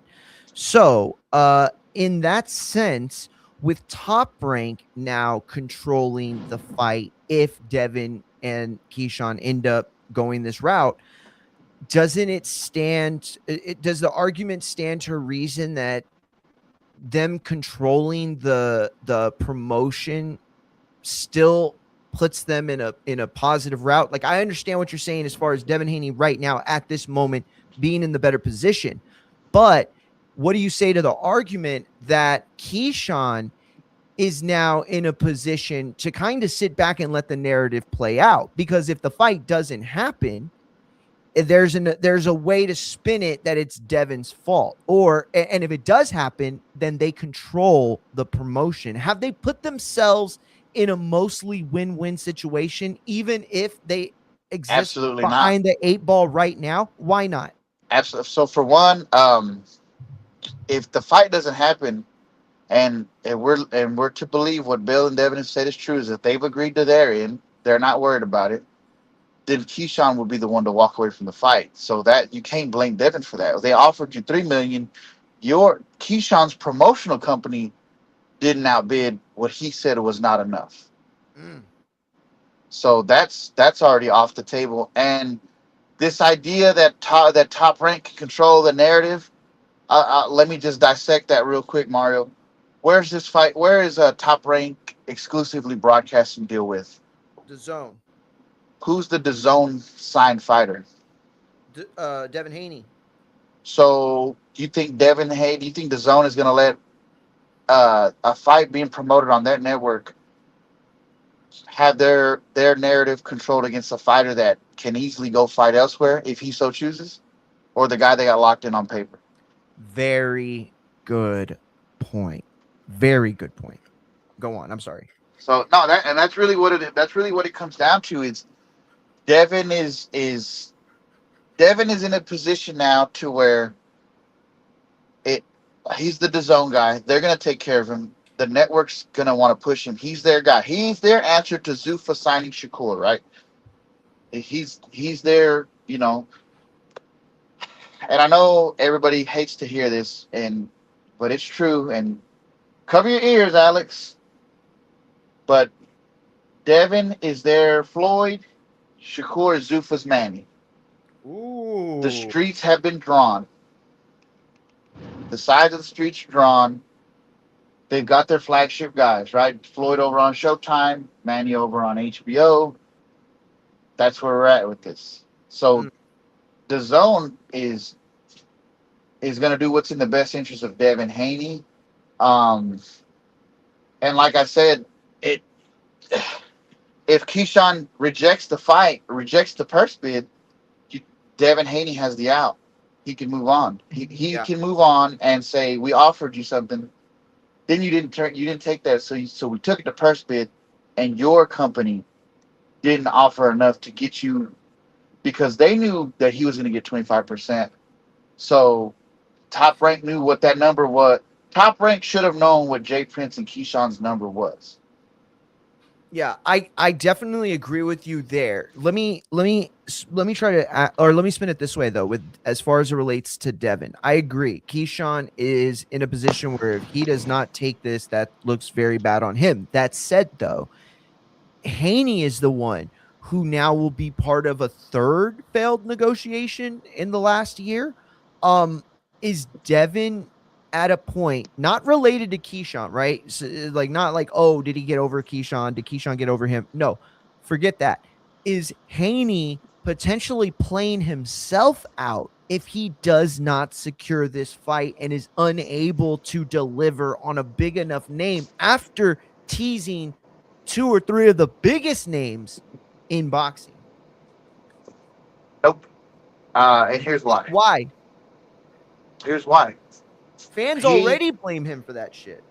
That's fine. He's also already the money fight. He's one of the. He's not a Canelo level just yet, but he's one of the money fights. One of the few guys on that trajectory. Mm-hmm. You know, he like Devin's only playing a B side to Ryan and Tank. Like that's it. You know what I mean? And very good point. And also like Devin has shown too that like this is where I think a lot of fans also give Devin the pass is Devin has shown, hey, I'm not the guy that has to be the main event, has to be the A side. Like he's gone on B sides, he's fought on undercards his last 2 fights, and he's fought. Devin Haney's resume is excellent. So it is very. I don't, and again, now this could be biased. Obviously, I have a relationship with Bill. I texted Bill on air and off air. Obviously we're both that's why I wanted to make friendly. That point. That's why I want to make that point at the beginning, because I want to make sure that I let everyone know I don't see you as a biased opinion just because you have the relationships you have, because at the end of the day, those relationships helped you to understand this situation better than most people. And here's the other part of it. There's aspects that I know that the rest of us don't know. And that might be the Haney side of it, but that's still an important aspect to this, right? Yeah. There's aspects of this that we'll never know for sure that could sway people one way or the other. And Bill, and you know them well, right? Like, especially like we're friends with with Danny, Ringwalk Danny, who's like their ace, right? Like Danny is he's what's the dude's name from Ali, the sidekick in the movie? Oh yeah. Fuck, what's his name? Like everybody had one. Like Maidana had his cousin. Paulie Malignaggi had Peter Cards. Like he's that. Cotto had the big fat guy Brian. Yeah, he's Danny is that to Devin. Good so call. And I've got I'm real friendly with Danny. I know you're friendly with Danny. Love Danny. Not Ringwalk. So again, that's where, but also like so. But with that being said, a lot of stuff Bill's told me over the years, and even you, I can never sit there and tell me Bill told me a lie. Yes, good call. Very well said. So when he tells me or tells us like, hey, our side's done, like we're good here, like it's up to Keyshawn. I don't have a reason to doubt that at the moment. Well said. And I feel like Devin is and I'm sorry, but Devin he strikes me as a threat. Like I know people love to give him shit about the Ryan shit, and it honestly, if you're one of those people, like fuck you, because like popping for steroids doesn't mean anything to you. Like then I question your entire knowledge of sport and the type of person you don't that understand Ryan, how that helps. Yeah, and also the type of person that Ryan is in general, like you said it right, like I saw a headline that literally said WWE allows racist Ryan Garcia on their Monday Night Raw show, and it was fucking hilarious. Hilarious, bro. I love that shit. Listen, but, that's the thing. It's like it's such a funny situation to me. How many people consider Devin the bad guy in that feud? I don't understand. And he got fucked. I don't understand. And that's the thing, exactly. So it's like I question your love of sports and your knowledge of it. If you can't separate what happened on that night, you know what? You'd be better off watching WWE. You'd be better off watching AEW wrestling. I remember like were the same ones, the Clinton LO, the Clinton funeral shit, or they're also accusing Devin and even Crawford of like, oh, funny how these guys haven't fought since Victor Conte died. Like, bro, I hate that narrative, bro. I heard Toad say that shit, bro. That shit pissed me the fuck off. Yeah, and I don't that's what you call a post-pandemic boxing take, bro. When you don't know shit about boxing, exactly. you gotta say the most wild shit. You're just trying to say the most wild shit that the people with the least knowledge of the sport argue all the time. That's what it is. You're going to get more people tuned into that conversation because they don't realize that it's a stupid conversation. Exactly, bro. For real. And so, like, I don't know. You're right, though. You made me see this very different, and I'll tell you why. I have yet to see Devin Haney under the light that you just shed him under. Because, yes, you would have to make the very specific point that he'd be the B-side to Tank and the B-side to Ryan. Not as much as the B-side to Ryan, but still nonetheless. Yet in every other instance of every other big fight that is possible with him, he is the resounding A-side. So a very good point. And I think ultimately you win this argument. Not that, I'm not against Matt, because obviously Matt didn't get to say his piece, but against the other side. I would have won against that lame ass anyway. I'll say it for this reason, right? You have accurately brought the argument down to its lowest common denominator in the simplest sentence, and that is it's now on Keyshawn to take this fight after everything he said about the 2 million, right? And that's it. I think after that, any other debate you're having is on who you like more, because Keyshawn's in the situation now to have to backtrack or pivot. That is a bad situation to be in.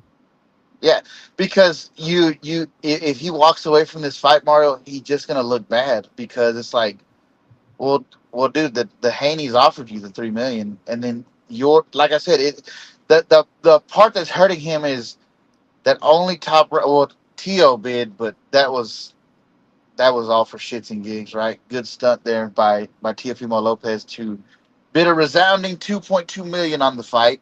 Yeah. But Top Rank knew your number. So exactly.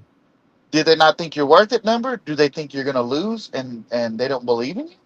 Yeah, and this idea that, oh, well, Davis and the team only did it to push along the fight and to secure. Dan Rayfeld said something very interesting. I want to get your take on it real quick. You still have a little time? It won't take long. I'm here. Okay, let me just pull it up real quick. I had saved it on my thing because I wanted to bring it. I actually have one more thing I want to ask you about before I go to. Of course. Let me get my list, and nope, that's not it. Profile, premium history, bookmarks. Okay, here it is. Okay, so this is what Mr. Dan had to say. This is him, and he's saying in his experience covering the purse bids since before many of us were born, he said this. Wait, where is it? I just lost it. Okay. What I learned about purse bids before some of you were born is that they are often a device to ensure that the opponent shows up. In this case, Davis. Promoters make deals with this fighter ahead of time. In this case, DAZN with the A-side Haney, with Top Rank working with its broadcaster DAZN, which will cover Haney's long ago agreed to money. So Top Rank, backed by DAZN, bids enough so the percentage to the opponent, Davis in this case, gets enough for him to accept. Haney gets his money based on the DAZN deal. Now it's up to Davis to say yes or no to what his piece of the bid is. And long ago, before this bid happened, Top Rank and DAZN had worked out their numbers with each other on what will be a pay-per-view event. I guarantee you that why no other promoter bid is because they're also with DAZN, and DAZN obviously backed Top Rank. Whoever told Davis to force a bid made the decision, or if he made the decision on his own, it was just stupid. The kid never learns. Now, I want to ask you about what Dan said, what you think about it, and then please answer the question. Are purse bids in today's current era with all the big boys under DAZN completely useless at the top level? That was my impression too. Like, and Ness kind of brought it up, and when he said it, it made sense because Zuffa wasn't registered with the WBO, so they couldn't vote. And I mean, it's Jake and I guess like Jake and MVP possibly could have, but like who else was there? You know what I mean?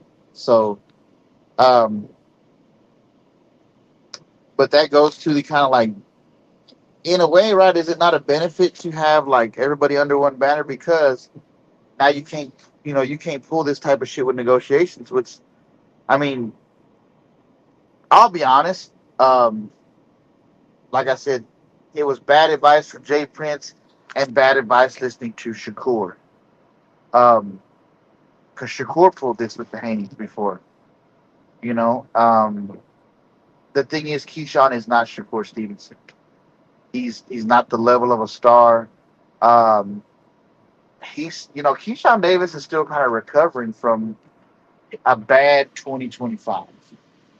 Well said. And when I say that, it's like, he missed weight on the scale. Then he fucking does the shit where they jump the dude that beat his brother. Like, his professionalism is under question. His professional intelligence is under question, and his reliability is under question right now. Like, he's not in a position that I think he thinks he's in. Well said. Matt said, could DAZN themselves not put a bid in?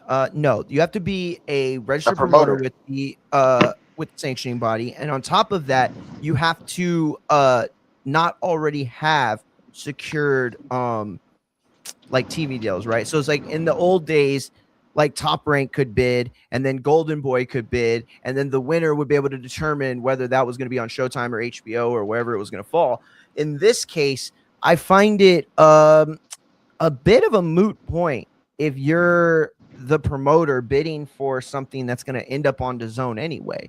And Mex said it in so many words, basically, hey, y'all are in a situation where it doesn't matter who wins because you're all ending up in the same place. So if you're DAZN or if you're Matchroom and you know that match is already going to be like, there's no incentive for anyone to bid if on I'm Matchroom, fight they're going to lose. And you have to pay $2,000 just to bid, by the way. If I'm Matchroom, Mario, and I know that fight's happening on DAZN, do I not talk to DAZN and say, hey, can we get one of our fights on this undercard?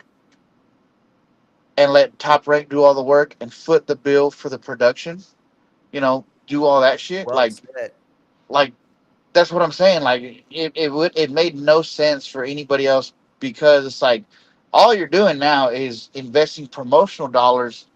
When if I make a phone call, talk to the right people, maybe I can get my guy against a Top Rank guy that I think we could beat, or maybe even just get a Matchroom fight since it's on DAZN because DAZN is in a particular position.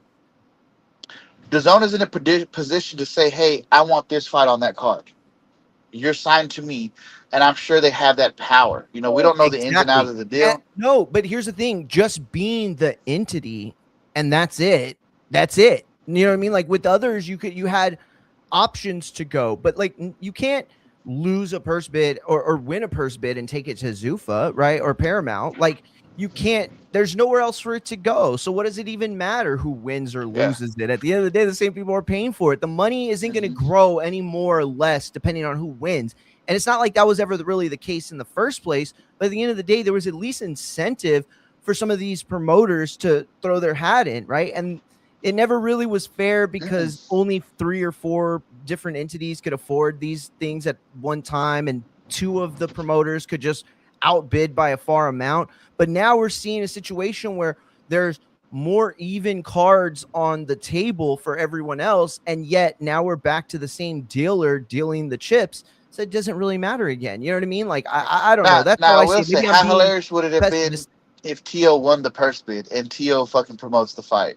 That would have been like hilarious, bro. That would have been hilarious. That would have been golden. But golden. Alex said, only problem is the WBO is committing prejudice against Zuffa and bars them from purse bids. Not fair business. Probably would have bid 10 million. I don't know if they barred them or is it that they weren't registered. Zuffa is not a promoter. I believe they've acquired Tom Loeffler's 360 Promotions license, and he wasn't registered with the WBO. Got it. Yeah. So like, okay. I understand that now. I understand that. Wow. I didn't know that. Thank you. That's very big insight. That tells us now that it's not that it's unfair. The WBO is barring or prejudice against Zuffa. That's not the narrative. The narrative is that Zuffa doesn't think it needs them. Zuffa is only probably even dealing with the Tom Loeffler stuff and acquired that aspect of it for this transitional period. Alex for the asked license earlier, specifically. exactly, because Alex asked earlier if we had seen, and I forgot to highlight it, Alex, my bad. But he had asked earlier if we had seen the re-amended Ali Act that was presented by Cruz and I forgot the other person's name. But they presented a new version of this. I said this the other day. This is all but passed, right? It passed the Senate. Yeah, it's a already. done deal. It's a done deal. It's a done deal. So, at the end of the day, they don't care if WBO is letting them in or not, or they don't care to pay money to WBC or entertain those networks and channels, because they're planning to completely forego them. Like, understand, once this Ali Act is done, Zuffa will be able to do the thing that PBC wanted but never could do, and that is institute their own title belts, institute their own rankings, right? That's something that those guys couldn't do. So changing the law allows Zuffa to go about how they originally planned to, the blueprint for this company. So again, it's not about, is WBO or WBC willing to play with Zuffa? It's Zuffa doesn't want them on the board anymore. They don't want them as part of the pieces playing this game, right? So that's a big part of it. That's not a $10 million fight, Alex. That's the other part about it. Thank you, Matt, for asking that. Mex, is $8 million, whatever they paid,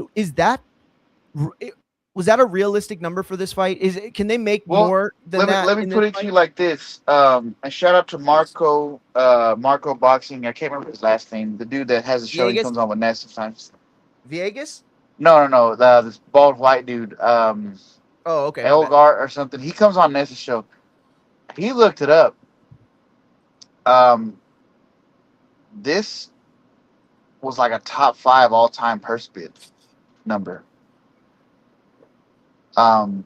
This outbid Daniel Dubois and Alexander Usyk. So wait, top first bid from like the 2020s or like all time? I don't know specifically. I just know it was up there, and it's. I want to say he even said maybe top 3. Yeah, because that's, believe it or not, we never had a welterweight fight that was even worth 12 million before. Like this is see, but okay, let me just stop you real quick so I can explain to the listeners that don't understand. Okay. It's not to say that obviously there have been many welterweight fights that were worth more than 12 million. Purse bids are very specific situations. Purse bids happen when purse bids only happen when the fight is worth more than what the fighter, with 1 or 2 fighters, believe. When the fight is big enough and worth it enough, Mario, they're just going to get the fight done.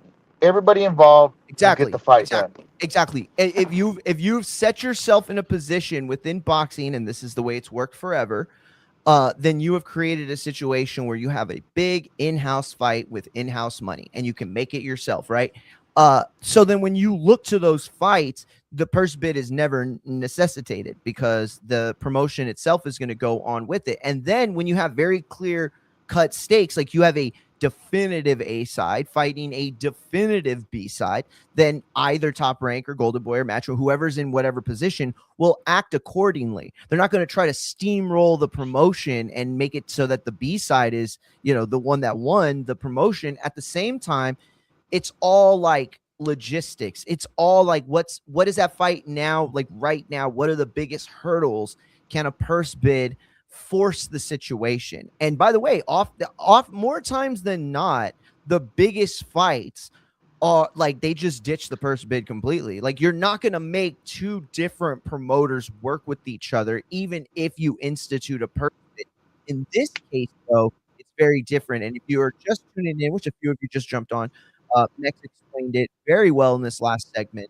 So definitely go back over the last 25-30 minutes. But I want to highlight, Alex said, with the amendment to the Ali Revival Act, people will be able to bring in the sanctioning bodies.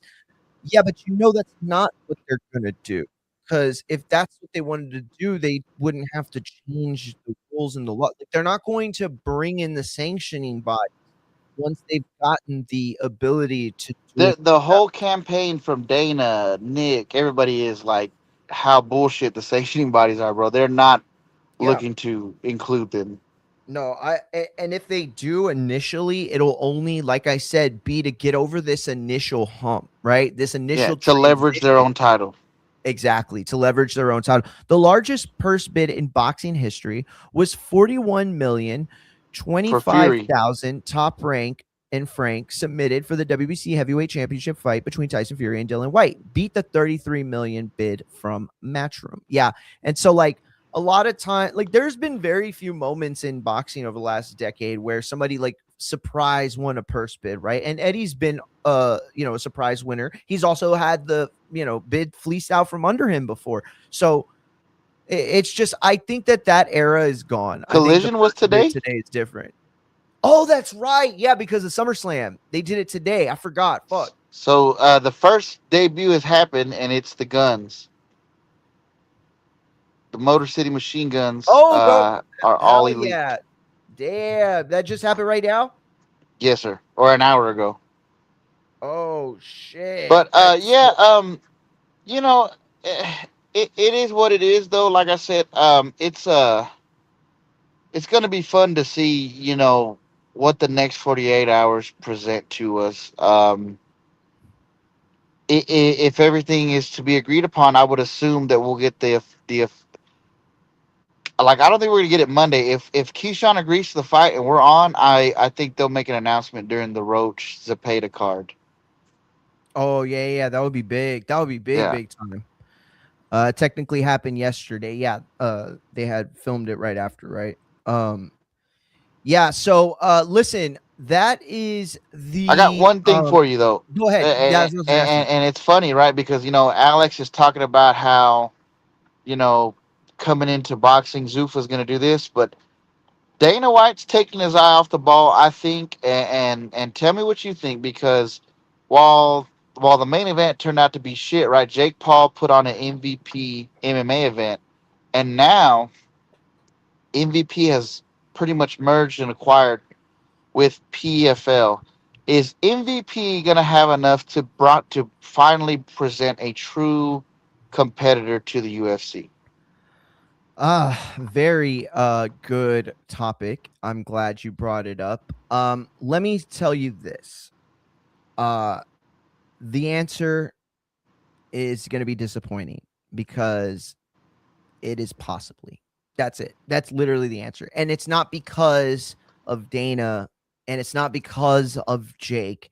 It is because of the current climate and economy in combat sports and the way it works today. People have to realize there is still tons of money in boxing and MMA at the highest level, even if you're not the UFC. That said, though, it isn't the growth, it's the limit, it's the ceiling, right? That's where you're capped at. So when you navigate the waters of a promoter, what is going to occur are different times in the economy, right? Like the housing crisis or COVID, and how you navigate those waters are ultimately what sets you apart from the rest and Mhm. keep you being competitive with the competitor, right? AEW is not going to take over from WWE, but they're still trying. They're doing new things. They're putting out stuff. Some of it works, some of it doesn't. But at the end of the day, they're trying to be an alternative. Whether they ever get to a point where they're a real dollar for dollar competitor, it's unlikely. But just being in just existing as the competition makes you the competition. And that is why it is possible for Jake Paul and this merger with PFL and MVP to be that thing. Listen, there are fighters like Vadim, Corey Anderson. I think there's there are guys in the PFL that you can build around, right? Well, not just that, but like they they gave some spectacular. Now, granted, right? Rhonda, Gina, Nick, Mike Perry, but they they can also start. They can do what like WCW did, right? is I'm going to start paying your old guy, your old stars, these extraordinary amounts of money that they wouldn't have made otherwise over there. And Alex likes to say, it's about bringing the new talent, right? Sure. So what happens if MVP uses that same game plan against Dana's real baby, which is the UFC? Mm. That's going to be interesting to see. Another thing I wanted to bring up is Clarissa is signed to PFL Ooh. on an MMA deal, right? Cyborg is obviously signed with MVP, I believe, or has business dealings with them. Is there a potential that we get a 2-fight series? And honestly, if you're Clarissa, you kind of need this, where you do one in the cage and one in boxing. That's an interesting question. And the reason it's interesting, first of all, I'll say yes, I think it's possible. Likely, I don't know if I'd go that far, but definitely possible. But here's what's interesting about that. You know, where Jake is able to compete in boxing, right, is in the women's division, right? And within that division, there are several fighters that do big business, right? They're in the top 10 of moneymakers, like Katie, right? Serrano. And so you have some other people on the rise. That's where he can compete, right? With PFL and MVP, what he can do is also compete with the women, right? Ronda Rousey exists as still one of the biggest names in MMA, right? The women's division in the UFC is lacking stars more than it ever has at any point in its existence. So Yeah, definitely. you have the opportunity to take advantage of that. Now, is that a long-term thing you can do? No, of course not, right? The UFC has the market cornered because they don't just have the best fighters right now. They have the next crop of best fighters, right? The Dana White series. I just saw a story on I forgot his Right. name, the guy that fought. And, But and also, there's a like, my lot of thing guys coming up. is Go ahead. how many of like these guys that are coming up on contracts or contracts are up, like how many of those guys are, especially now that, remember, Eddie Hearn is also managing fighters now, right? And digging into Dana's business. How many of them are going to start getting managed and saying, "Hey, man, that guy Jake over there is going to pay you what you make as a pay-per-view main event to be on?" Because I feel like Jake and Nikisha are going to try to spend exorbitant amounts of money on this. Mm. Um, Jake is another guy, right? That he's kind of like always said he's been about, fair fighter pay for the women. He says he wants to do that for MMA. He did it for the women. I mean, he's got, like you mentioned, bro, some of these women making just as much, if not then more than some of the men. Here's another one that piqued my interest, right? To circle back to tie a bow on tonight's episode and really bring your whole show full circle. You brought up Conor McGregor earlier tonight Mm-hmm. and International Fight Week, The Last Dance, right? Yes, We're sir. all pretty much willing to bet that Conor's doing the job on the way out, right? I could agree with that. Now, that contract is fulfilled, done and over with, right? After I that, sure. mentioned the 2-fight series, one cage, one boxing, with Clarissa and Cyborg. I can see a 2-fight series, cage and boxing, and honestly, knowing Jake, maybe even just a straight up wrestling to do best 2 out of 3 I can see with that. Connor and Jake over on MVP. They can go in the cage for one, they can box for one, and maybe they find something to do a tiebreaker. Yo, I can I almost, know. I am fucking guarantee you Mex has a piece of paper right now that he had sketched out the last hour that says at the very top, ways to make Alex crash out. that bullet is right there that he just read. Listen, bro, I'll be honest, that's a good idea. I actually think it's a great idea. And it's not that, like, here's the thing. I don't want the UFC to fail. I'm not rooting against Dana. Here's what I do want.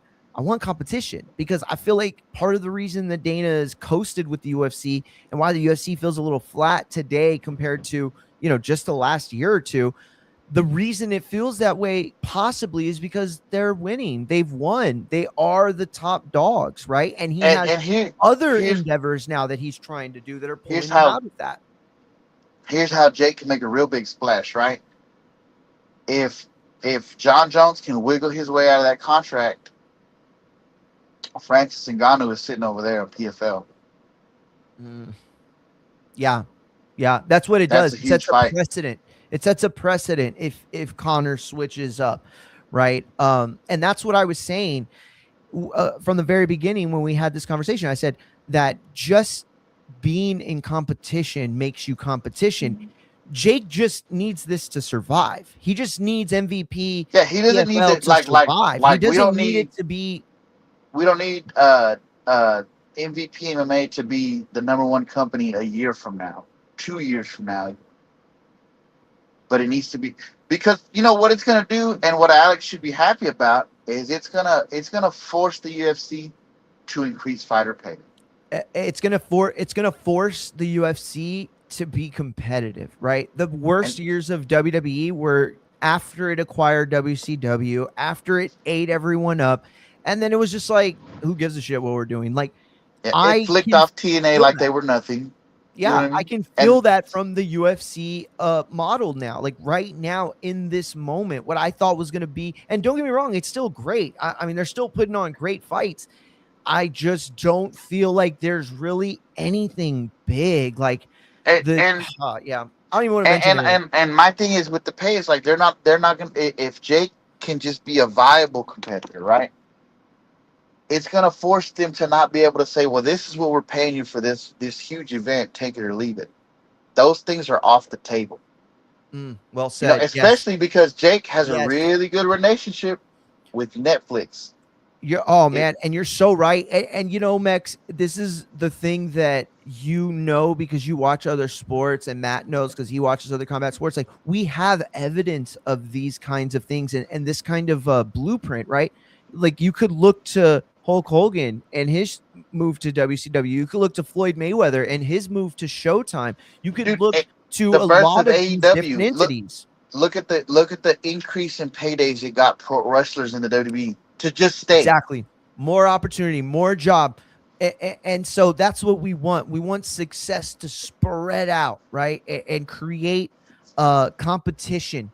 And because I'll be honest, like I miss arguing with people over Strikeforce versus UFC fight. That was a long fucking time ago. And Mhm. that doesn't exist anymore. Even with one championship being a promotion that had put on some decent fights And, in its and tenure, and not only that, none of look, them competed. None of them. like I've sparred, you've sparred, we've trained. You know how hard it is, right? And I think that's why I'm such a like. I'm so wary of Zuffa because I know what they've done to fighter pay on the UFC model, and I'm so happy for there to be this competition again. I'm like you. I'm not rooting against anybody. I want all boxing to be successful because I love boxing. I Yeah. used to be a UFC fan.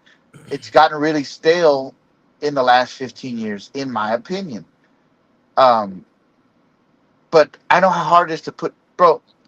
At the lowest level that we did our fights at, Mario, that shit is very hard. So to Yes, know that these fighters um, put their bodies through that and they're not getting the maximum benefit of the payday, bro. You're so fucking it's good at this. You're so good at this. I mean, the way you attempted to tie everything together, and now you're like doing it just subconsciously.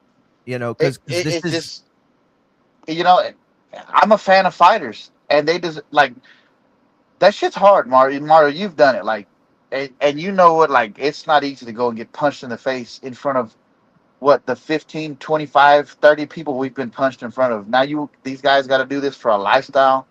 exactly. You And know what then I if you mean? come from a Mexican family that trolls, and you showing up with band-aids and cuts, and they're like, "Hey, I thought you said you were learning how to Dude, box," and it's dude, like, I man, yeah, like, like, come on, bro. I got knocked shut out up, on grandpa. YouTube Oh, it's in front of ridiculous. everybody. You know what I mean? Like, I got knocked out and had to go fucking face everybody. You know what I mean? Like, yeah, like Yeah. this. So imagine those guys on the highest fucking level. No, you're absolutely right, and this goes into the one of the last topics I wanted to cover, and that was the Anthony Smith saga that is going on. I don't know if you heard, but Anthony Smith, who challenged Bones Jones at one point in his career, former UFC fighter, recently made his bare knuckle debut not too long ago. Has been formally charged with first degree felony domestic assault, terroristic threats, and first degree felony something. I forgot what else. Oh yeah, assault and false imprisonment. First degree domestic violence, assault, and first degree fake imprisonment. Also terroristic threats. Now, this is on the verge of Poirier and his incident at the airport, right? BJ Penn has a well-documented case of some crazy shit that was going on with him. That said, these are guys that didn't get into trouble during their careers, right? These are guys that were pretty mild-mannered and always seemed level-headed and stuff.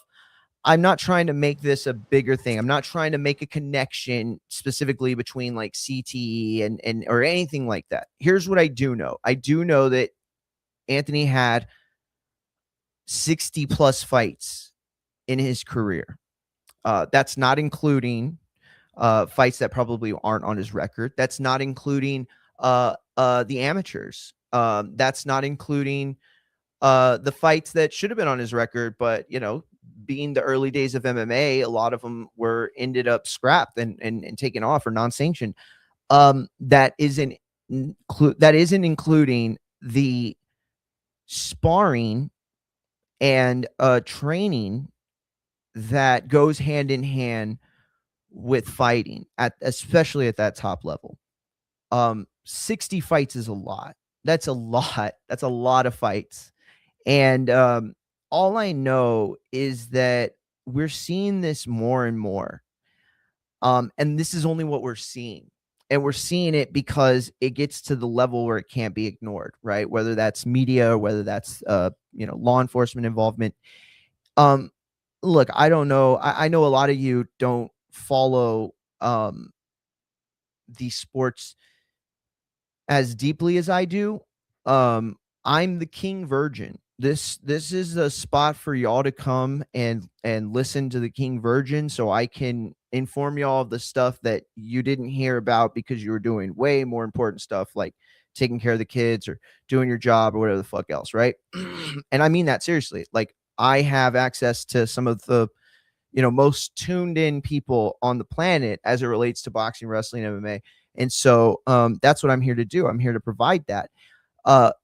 So when I tell you that I've heard many, well, not many, but I've heard more than just the examples we've have right now today of fighters, both active and retired, getting away with fist fights in Austin where they seriously injured somebody, or, being able to get away somehow with no phone evidence of a domestic violence situation, and basically being able to get it hit like swept under the rug. The amount of fighters who I've either heard from directly or through secondhand stories of being pulled over and being like, oh man, you fought at UFC blah blah blah, or you fought at Bellator blah blah blah, or you fought on HBO blah blah blah, you fought on ESPN blah blah blah, and them just letting them out, like crazy situations. And so whether any of these are true or not, it speaks to something that's going on. I can't say that I'm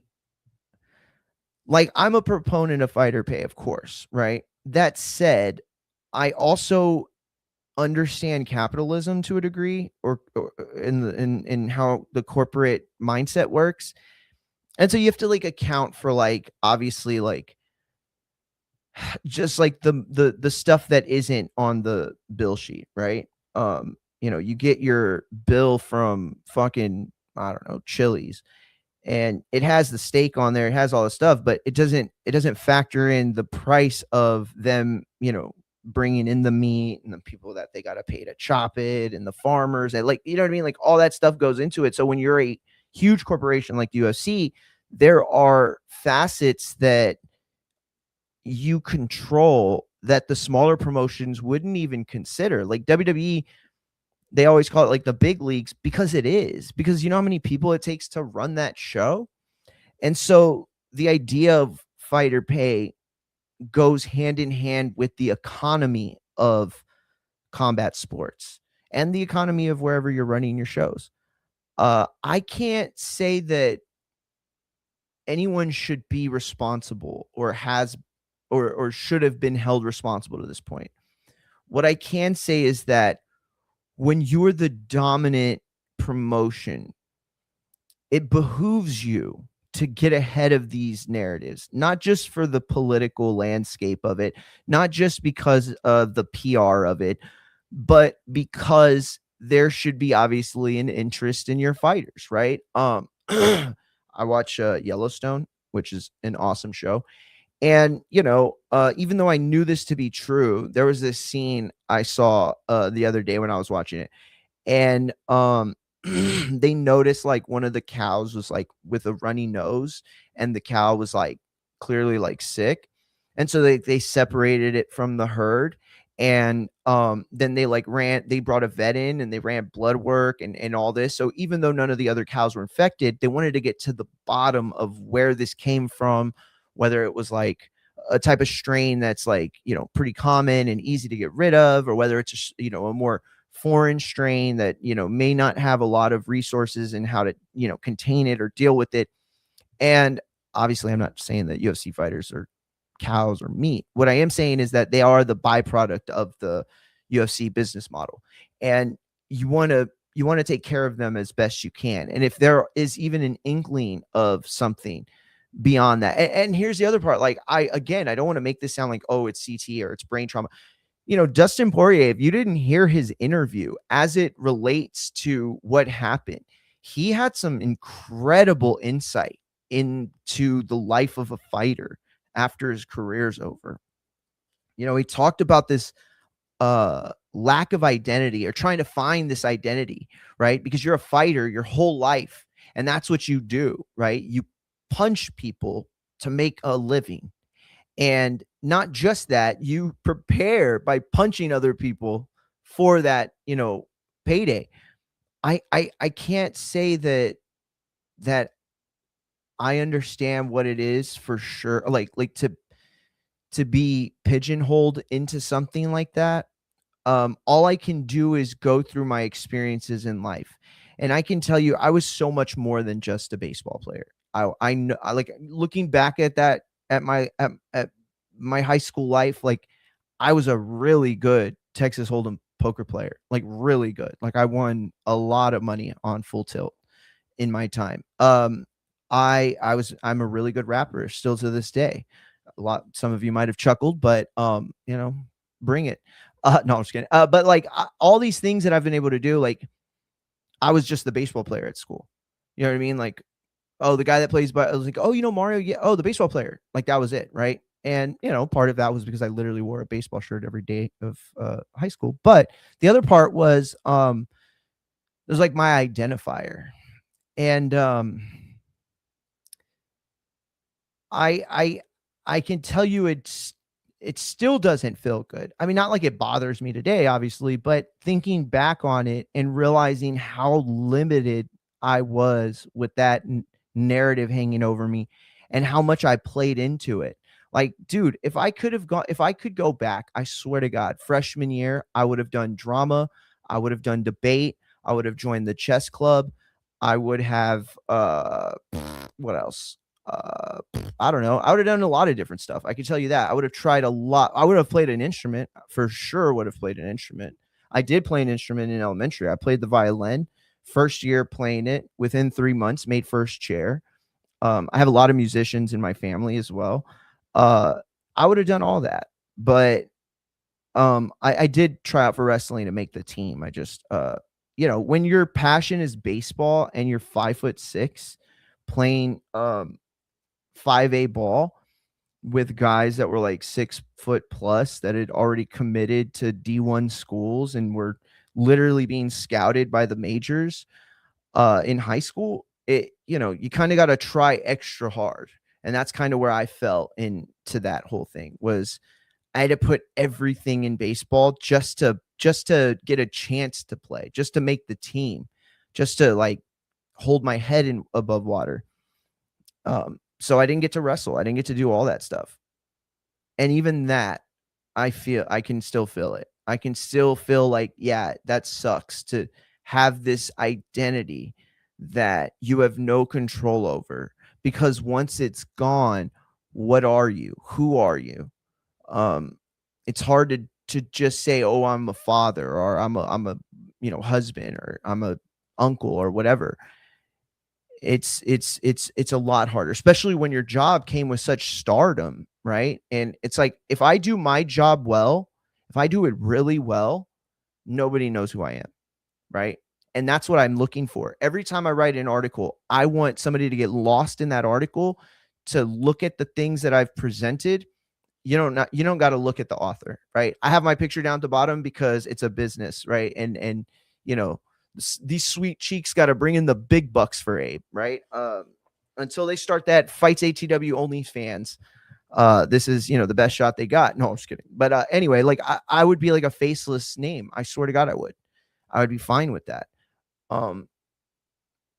So to hear Dustin Poirier speak to this identity that he lost, that he's having trouble recovering from as a man, that alone is enough of a struggle to change course on life for you. You know what I mean? So it's like, again, I'm just trying to reiterate that this isn't like, oh my God, these guys are getting CTE.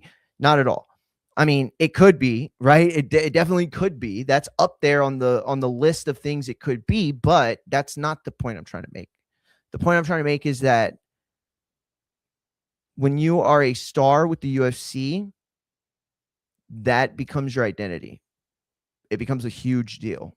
And once you're done with it, what do you become? Right? Because you could go into the NFL, and if you become that star level, there's a good chance that the ESPN or Fox Sports or somebody's going to hire you as an analyst or commentator, and maybe the Jacksonville Jaguars bring you in to work a front office gig, right? Whatever. There's still opportunity, right? And because like youth football and youth baseball and youth basketball are such big things, in your local areas, you can still sort of have a glory as a coach or whatever. The UFC doesn't really offer that. I mean, there are a handful of guys that have been able to get and secure jobs afterwards from a marketing point or like a PR or face of sort of situation. So I don't know. Does the UFC and Dana White owe it to the fighters to perhaps start looking into, or at least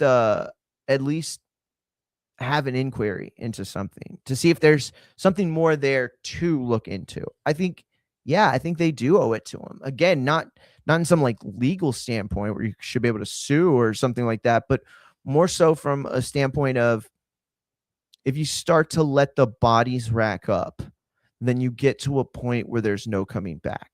I talked to y'all the other day, and we didn't get into it a lot because a lot of people get mad when I bring this conversation up, but the Howard Cosell stuff, I talked about that the other day, and it's kind of the same situation. Like, I honestly believe in the next 100, 200, 300 years, there's not going to be a combat sports. Like, I mean, maybe MMA survives, but I definitely think boxing is, within the next 100 to 200 years, probably going to either go away completely or be fought in a much different way.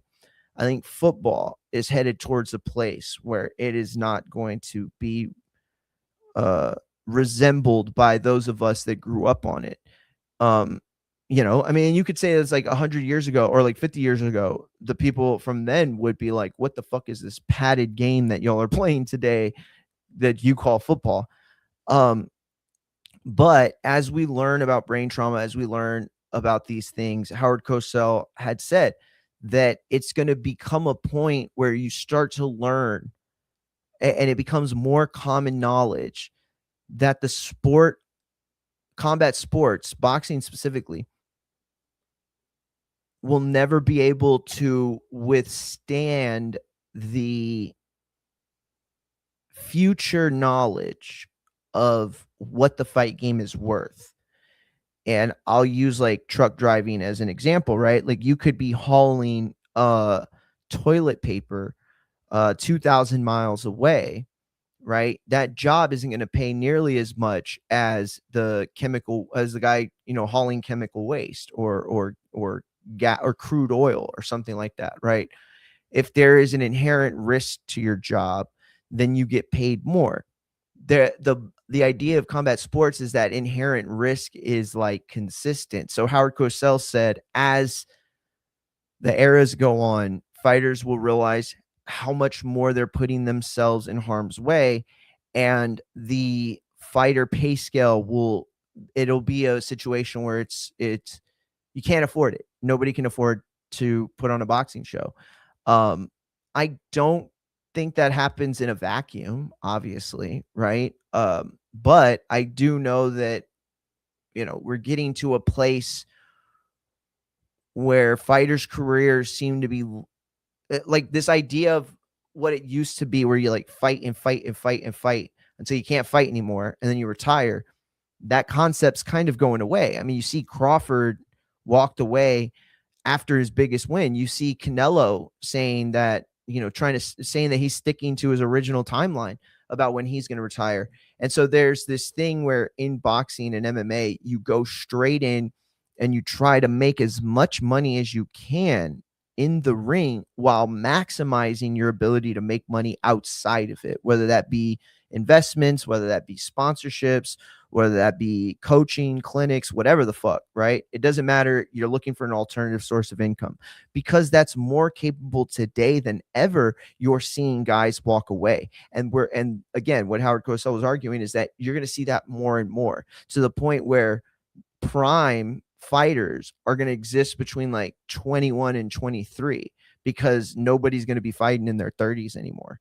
I don't know if that's going to happen or not. I'm not saying it is. I am saying, though, he was right. He was right about the economy of boxing being changed by the inherent risk that is observed over time. Just because the UFC doesn't preach about fighter pay like fake Jake Paul doesn't mean they don't care. Greta Thunberg type tactics. I don't know if I understand the Greta example, but I do understand what you're saying. Yeah, no, I that's what, and this is my whole point too. I mean, I know this is a different point you're making, but I do think the UFC cares. Why wouldn't they care about their main product? Of course they care. And that's kind of what I'm saying is I think they would care enough. I don't think this is like a situation where like I have to be like, you guys better start doing, not at all. Not at all. Okay. There's no need for finger wagging. What I'm saying is I would assume that the UFC would be 5 steps ahead of everybody else on this stuff, seeing if there is a correlation there, because if it is, you probably want to get out in front of it as quickly as you can. The UFC already has a program in place for retired fighters. They don't publicly discuss it. Yes. And I will say that I'm sure that the UFC, the WBC, some of the other programs that claim to cater to retire fighters, I'm sure there is good that they do. I'm not saying they're not doing anything, and I'm not saying they're not doing enough. I don't even think this is a retired fighter problem.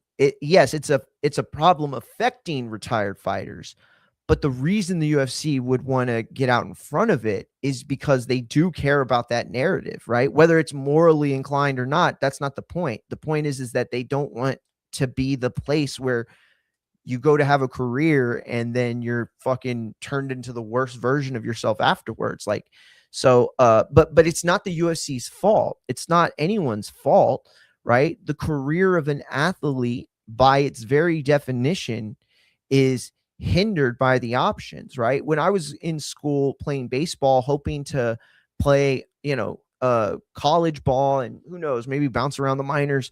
When I still had that dream, everyone told me, every single coach, family member, even older kids that were in grades ahead of me, bro, keep your options. Like, go to college, get your shit, get your degree, like have a plan, a backup plan, right? When you make it, there's no backup plan. You got to focus on that thing like locked in barrel, So, again, it's a situation where what do you do after that? Because the UFC can't hire everyone to be on the cover of the UFC. The UFC can't hire everyone to be commentators. It's not fair to suggest that would even be the case, right? So, what do you do? What can you do? I don't know. I think the first step would be to look into it. Mike Perry beat the shit out of some dude at a bar like 30 minutes from where me and Matt live. It's like the most random comment. Like today or like at some point in his lore, the fighters need to be better at planning 20 years ahead into their retirement financially and mentally. Organizations can't baby them through that for everyone. Yeah, no. Listen, okay.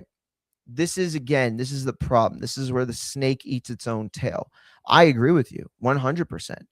But how accessible or how taught is financial literacy, right? Like nobody, like you don't, the NFL has a program today that is more evolved than it once was, where, players are given, I don't know if they're classes or just like talkings to, I have no clue what they are really, but basically somebody comes in and tries to explain to them, not financial literacy necessarily, but more like at their level, like the pitfalls, the potential, snakes in the grass type shit. And so the idea that fighters need to plan, that's like not a, everyone needs to plan. Like you're not wrong. You're just, it's a general point, right? It's like saying like, oh, fighters need to prepare for their fights. Well, yeah, the lawyer needs to prepare for his case. The plumber needs to prepare for, the amount of shit that some fat dude stuck up his toilet. Like everybody has to prepare for their job. The idea that fighters need to prepare goes into the narrative that these are mostly people that come from situations where financial literacy isn't a thing, right? The poorest people in the world are the ones without that financial literacy. So to just suggest somebody plan isn't enough of a, plan what, you know what I mean? Because like I've had corporate jobs, I've had like regular jobs, and they, give me my 401k or my option for whatever. I've worked for companies that match your 401k, and so like those things are set up for you. Like I don't have to like go in there and you know what I mean? Like now if I want to make more money, or if I want to invest or get a money guy or something like that, right? Those are all things that are obviously like open to paying more. You know what I mean? So most people that grow up in low income housing or low income houses and families aren't taught the how of it all. Everybody knows that you should eat more fruits and vegetables. Everybody knows you should stay away from processed sugars. Not everyone is taught how to eat healthy. And so it's like the same thing. Everyone's taught to save money. Everyone's told it's better to keep it in your savings than it is to, fucking keep it in your checking where you can spend it, whatever they tell kids, right? But very few people are taught like how to manage millions of dollars or even like hundreds of thousands of dollars, right? A lot of these guys are like, make a $50,000 check and it's more than they've gotten paid in all their jobs combined leading up to that point. So, again, you're not wrong. I just don't know how you could be right. Like, or not that how you could be right, but like how that situation can resolve itself.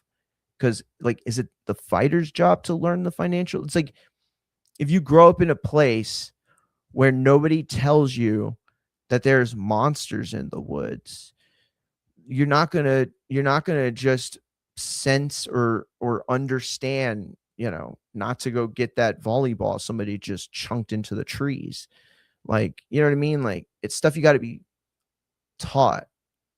I don't know if that makes any sense. But anyway, listen, that has been the show. We did almost 4 hours. I was supposed to do like 2.5. So we did it. I want to remind you all that we will be live on Saturday and we'll be live on Sunday. So hit the sub, hit the follow, make sure you're subscribed. We will be live for SummerSlam Night 1, SummerSlam Night 2. Now, tomorrow night, I will be not live because I will be watching Spider-Man. However, we will be live before leading up to the Zepeda fight. So we'll be live during that time tomorrow, and tomorrow's where we will oh wait, no, that's for next week. Never mind. So tomorrow's where we'll go as long as we can, and then I might come back and try to do a watch along, just like a rewatch. Just sub, follow, be here. Shout out to Alex, said, have a nice night, Mario. Same to you too, champ. Shout out to Machine Gun Matt, always adding to the conversation. And shout out to Mex, who really, really did some solid work on this Keyshawn Davis, Jay Prince versus the Haneys. Who got over on who? If you did not catch Mex, go to the 2 hour and 40-minute mark. I think I wrote it down. Grayson Waller, 6-man tag. Yeah. So it's about 2:45 actually. So go back and listen and break it down. If not, just sub to the YouTube channel where I will repost it probably by tomorrow. So go to fightsatw.com where my SummerSlam preview night 1 has been posted.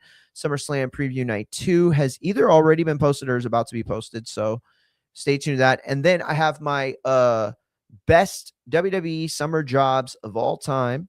These are the best jobs done at SummerSlam by a wrestler, doing the job for another wrestler.